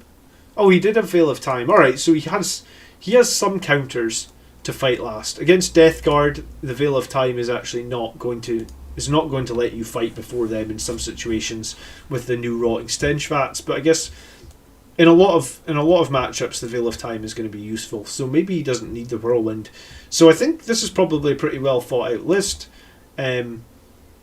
I think it probably comes in around like a 7.5 or an 8 for specialization. I mean, I generally don't like Sanguary Guard squads of less than 7, because I feel like less than 7 don't make the kills when you charge in, and like I've said, Sanguary Guard don't always survive that well. So to me, less than 7 just is not enough. And then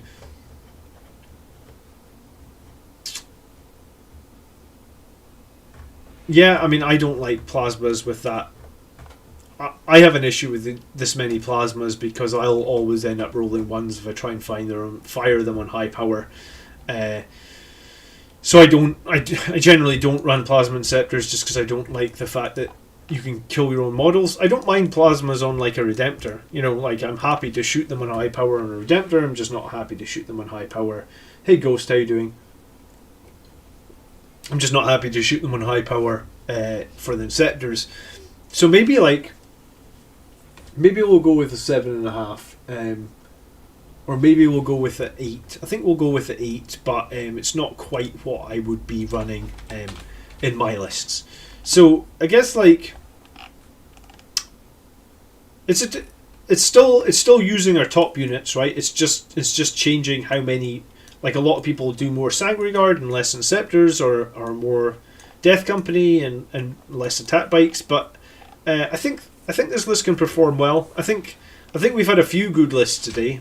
I think there's merit and there's advantages to all of them, and I guess there's some disadvantages as well. But yeah, it's interesting.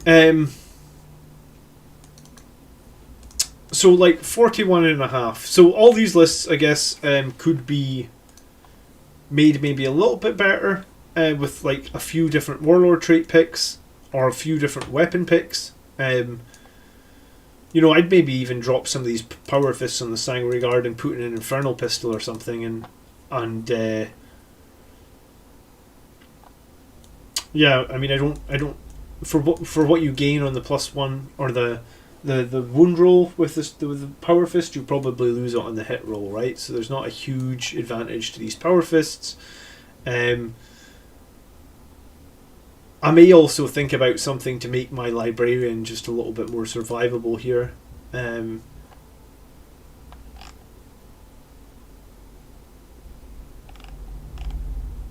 In terms of warlord traits as well, or psychic. You've made him the chief librarian, so maybe you want to give him psychic mastery so he gets +1 to all his psychic tests. That might be pretty good as well here. You know, that does generally help out quite a bit. So I think without psychic mastery, because if you think about the Blood Angels powers, where a lot of them need warp charges of 6, I think that's just like a 73% chance to cast.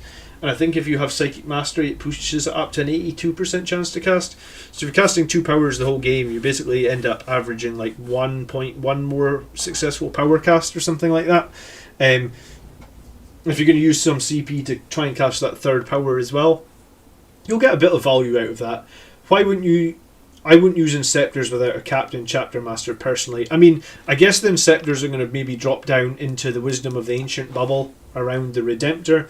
But yeah, I mean, it is risky. You lose that Redemptor, you've got no way to reroll 1s. That's probably going to neuter your Inceptors to a certain extent, right? Unless you're feeling really brave and you're happy to fire them on high power without the reroll 1s. That's a lot of dice. What would it be, 30 dice to not get any 1s? I wouldn't be doing that. That's. I mean, I guess that's just why I don't have I have 6 Inceptors. Like, I have 3 made with Plasma and 3 made with Hurricane Bolters, and I don't run either of them. Thanks for the help. Thanks, Mauricio. Hi from Mexico. Nice to see you.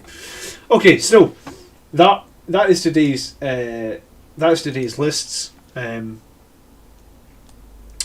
Yeah, like 3 pretty different lists, or sorry, 5 pretty different lists, and a couple that just edged out. I think Adam and Evans, and then Ray and Joshua's lists. So people are generally making pretty strong Blood Angels lists now, I feel like, and yeah, overall, I mean, I think it's a pretty good show, and I think people are generally making pretty strong lists. Maybe I'm gonna quickly, since it is just before 6 and we're usually live for like an extra 10-15 minutes, I'm just gonna boot up Battlescribe, and we're just gonna talk about the game, the stored game for tomorrow for a few minutes, and then we'll finish out the stream. Cool, but yeah, thanks for the submissions, guys, and yeah, I mean, like I said, if you want your lists reviewed, please just submit them in the community tab. We do lists every week, and then next week we actually have a couple of people from chat. So it's next week. Highland will start with your list. We'll just do it in alphabetical order. So we'll start with you, Highland. Then we'll have Mark. Then we'll have Julian, who had a resubmitted list because there was a bit of a problem either last week or the week before. And then we've got Same, and then we've got Thomas, and then 2 weeks ahead we've got Kevin, we've got Tom, we've got Anthony, D King, and Thomas, and then I think, yeah, okay, and then we're going forward. So I guess one of the new members today asks when his list was going to be done. I guess the queue for members right now is like 3 weeks, and I guess the queue for non-members, we're looking more like 7 or 8 weeks, because I need to move all these lists up a little bit. So that's where we are right now. So Solace, your list will be done in like 1, 2, 3. So about 3 weeks is the queue for members right now. And cool, yeah. Oh look, here's a super heavy tank, guys. Did you guys know that I'm on an 8-game winning streak with a super heavy tank in the list? I didn't know if anyone knew that, but I just thought I'd better tell you guys. It is beautiful, right? Like, it does have 8 las cannons. Are these 2 tweaked Vindig laser destroyer ironclad lists of mine? Oh, you submitted 2 lists, didn't you, Highland? I think... Oh, shit, let me double check. I think I have both your lists in here. Alright, so we're doing a... We've got a dub. I better note this down. It's like a double. Alright, so I'll need to do the first bit of next week's show fast then, so that we can not make the show take too much longer. We can look at 2 of your lists. Yeah, you like that about the super heavy tank? I'm glad. Yeah, it's who's taking the sweepstake? I think it was Echo Mirage. That was only about 10 minutes, right? But yeah, I mean, it's just gorgeous, that super heavy tank. Yeah, so I actually need to open this list real quick so you guys can see. Come on, Battlescribe. Does anyone else get this where Battlescribe, like, it's just loading some text, right? Why does it take so long? Yeah, because you know what I was thinking after talking through the lists today, actually, that maybe the list I'm running with 5 characters has problems because it makes picking Assassinate against the list like a pretty solid choice, and like I need to use the characters, so maybe it's not the best idea to have so many characters, and we could fix that, right?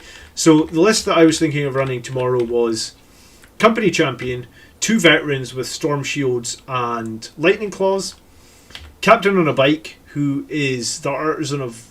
There's not got Artisan of War at all. Hold on. Let me get rid of that. That was a mistake from this list where I ticked Artisan of... Oh no, it is Artisan of War, sorry. Yeah, alright, so Artisan of War, Adamantium Mantle. There's so many things that you can't read them all. Artisan of War, Gift of Foresight, Adamantium Mantle is on there twice for some reason. Angel's Artifice. He's the Chapter Master. He has the Infernal Pistol and he has the Thunderhammer.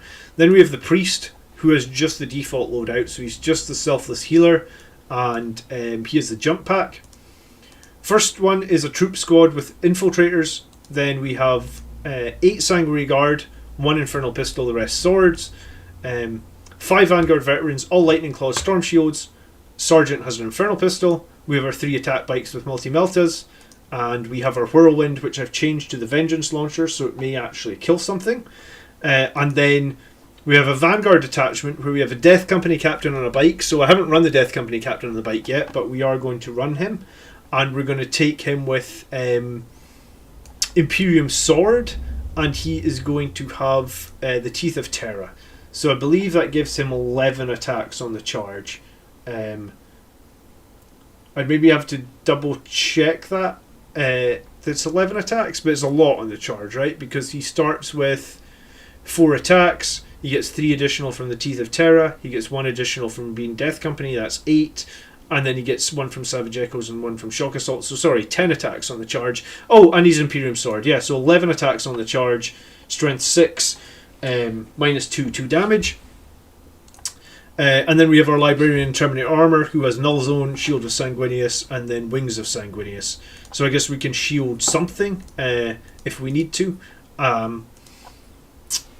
We then have Vanguard Veterans, 5-man squad for holding the middle. We then have Centurions, because why not have some Centurions there.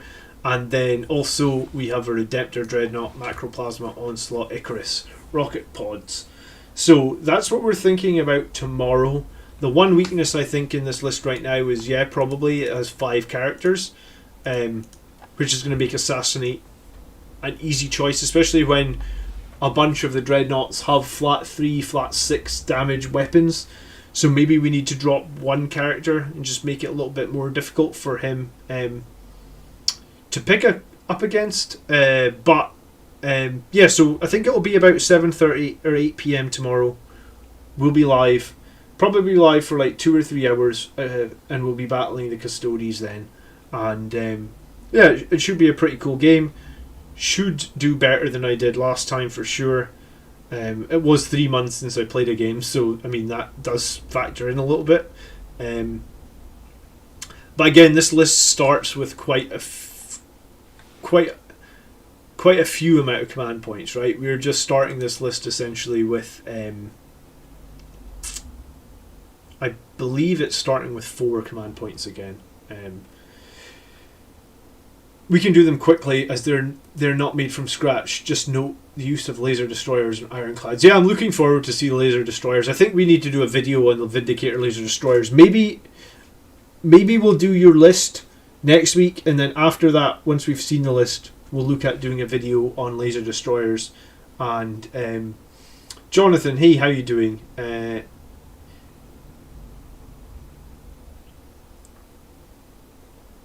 I mean, the Inceptors are great if you drop them in and you kill stuff. I guess the question about the Inceptors when they drop in is how do you mitigate the rolls of 1, right? Like if you can mitigate the rolls of 1, you can do pretty well. But if you can't mitigate the rolls of 1,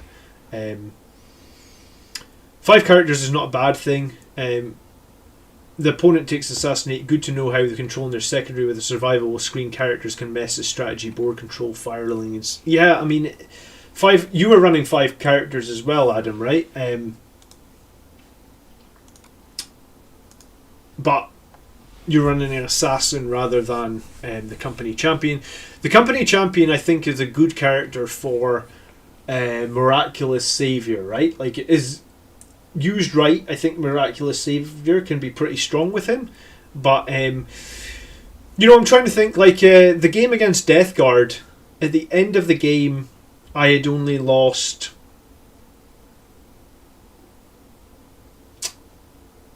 I didn't lose my Chapter Master on a bike, I didn't lose the Priest, and I didn't lose the Librarian. So against the Death Guard, I only lost 2 of the 5 characters. And the Chaplain actually died with the last swing of the dice, basically, because I charged him in to kill something, and I wanted to make that kill, and then he was able to kill the chaplain. But I guess if the victory points had been super close, I probably wouldn't have charged in and tried to kill his warlord. I just wanted to add some salt. I feel like we don't effectively screen. I mean, the screening will be difficult for sure against a full Dreadnought list. The characters need to get into combat because the characters are a huge amount of my points. What are they like? Let me just add them up.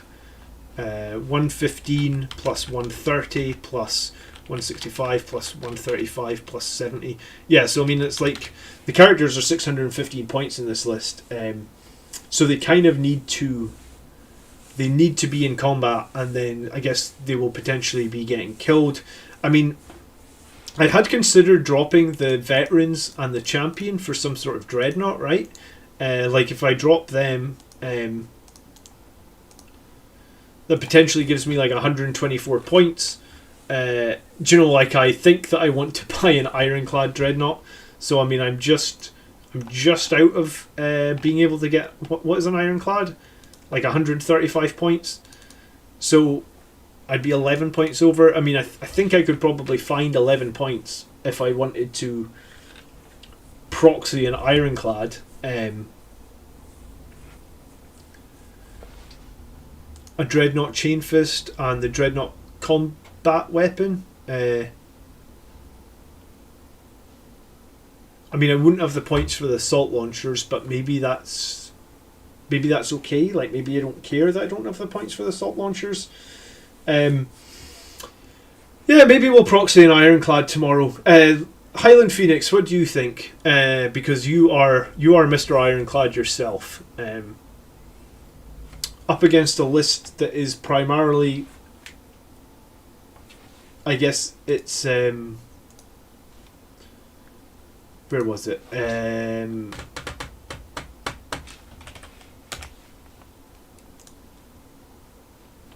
Custodes. By the way, if you guys don't know about this Russian website, Wapedia, you should check it out. They have the rules for just about everything on here, and it's totally free. So the Galatas Dreadnoughts are flat 3 damage, and they get basically 7 attacks, and they're only user strength, right? So I guess the Galatases are only hitting at strength 7. So against the Ironclad, they're only going to wound the Ironclads on 5s. So I guess you're going to have your 7 attacks, hitting in on 2s, and then just wounding on 5s. Wounding on 5s would be that. So you're only going to make a couple of wounds. It's -3, but it's -1 damage, right? So I guess an Ironclad is going to actually do amazing against this Dreadnought. And I'm guessing on the return, the Ironclad is probably going to do a whole ton of damage against this. The Ironclad with the Seismic Hammer.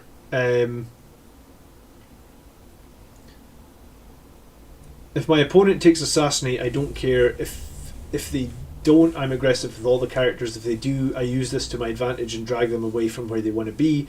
I can still kill and be in combat with characters, but they're all over the board and they can't commit to killing characters without sacrificing other targets. Redemptor Dreadnought is the best in my opinion, especially the Plasma Gun overcharge. That's a flat 3 AP4. I mean, AP doesn't help me against Custodes because everything's on invulnerable saves of like 3s and 4s, right? Nickname is now Ironclad Phoenix. Yeah, I like that. What could it be? Ironclad Land Phoenix or Cladland Phoenix. So against the Galatas, the Ironclad's actually going to do pretty great. And then against the Achilles, I guess is how we say it. His fist is horrific. I mean, it's probably going to be able to kill the Ironclad from full health. Let me think. So it's going to get its 5 attacks, and it's going to hit on 2s, and then it's going to wound on 3s because it's going to be strength 14, and it's so it's going to go through 3 times. It's -3, so we're only going to save on 6s. So it's going to be that many, and then it's going to average 5 damage, -1 because of Duty Eternal. so it's going to average 4. So yeah, the Achilles is going to kill an Ironclad from full health in a single turn. The Gallicus is not going to do much against it at all. So I guess an Ironclad could work if I know that it can't fight in against the Achilles, right? Like if I know that it can take on the Galatus, then great. But if we have to fight the Achilles, then we're going to have big problems. These are this Dread Spear is just disgusting, right? Like for the points cost, having a 6 damage fist like that is it feels pretty disgusting, especially when it's hitting on 2s and pretty much wounding on 2s as well, you know. And then yeah, obviously saving on 2s. It's just a bit tough to deal with. So yeah, I'm in 2 minds. May make a final change, may drop those characters, and we could fill in an Ironclad Dreadnought. But yeah, all right. I'm gonna have to tie up the stream there. I don't have any more time today. But I mean, I am happy to share my list over in Discord, and if anyone has any suggestions, I'd love to hear them. We'd like to basically beat the Custodes tomorrow, and I think that will be starting at 7:30. So if you want to tune in, hopefully, like I said, it'll be better quality than last week's stream, and also, yeah, I mean, just everything. I have a new tripod, so that it should be a better camera, so it should be better overall. And yeah, thanks very much for watching this afternoon, guys. Really appreciate everyone that always hangs out on a Sunday, sorry. And yeah, hopefully we'll see you guys tomorrow, and then hopefully throughout the week we'll have a couple more videos as well, and we'll have hobby hangouts and stuff like that. So have a great rest of your weekend. Thanks very much for watching, and yeah, hopefully we'll catch some of you guys tomorrow. And it is going to be a weekly thing, the Monday night game, so we will make it into some sort of show. Might not brand it as a show yet, but we will be branding it pretty soon. So I guess if you want to remember and come along and catch us on Monday night, you can start doing that as well. Yeah, I know. Thanks, Mark. Thanks, Dracula. Thanks, Tony, Adam, Highland, everybody that's always here. Really appreciate you guys hanging out. So have a good weekend, and hopefully speak to you all pretty soon. And I'm sure I'll see you all in Discord as well. So Highland, did you join Discord yet? That is a good question, because you said you didn't have Facebook, you didn't have Discord. I hope that you have. Oops. I hope you have sorted that out. If you haven't, you need to sort it out. So, alright. See you guys all soon. And yeah, thanks for the new members as well. Like, there was a few new people in today. Solos and Roadkill, haven't seen you guys before. So, nice to see you. Thanks for hanging out, and hopefully see you all soon. Thanks again, Scott. Good night. By the blood are we made. Peace, brothers.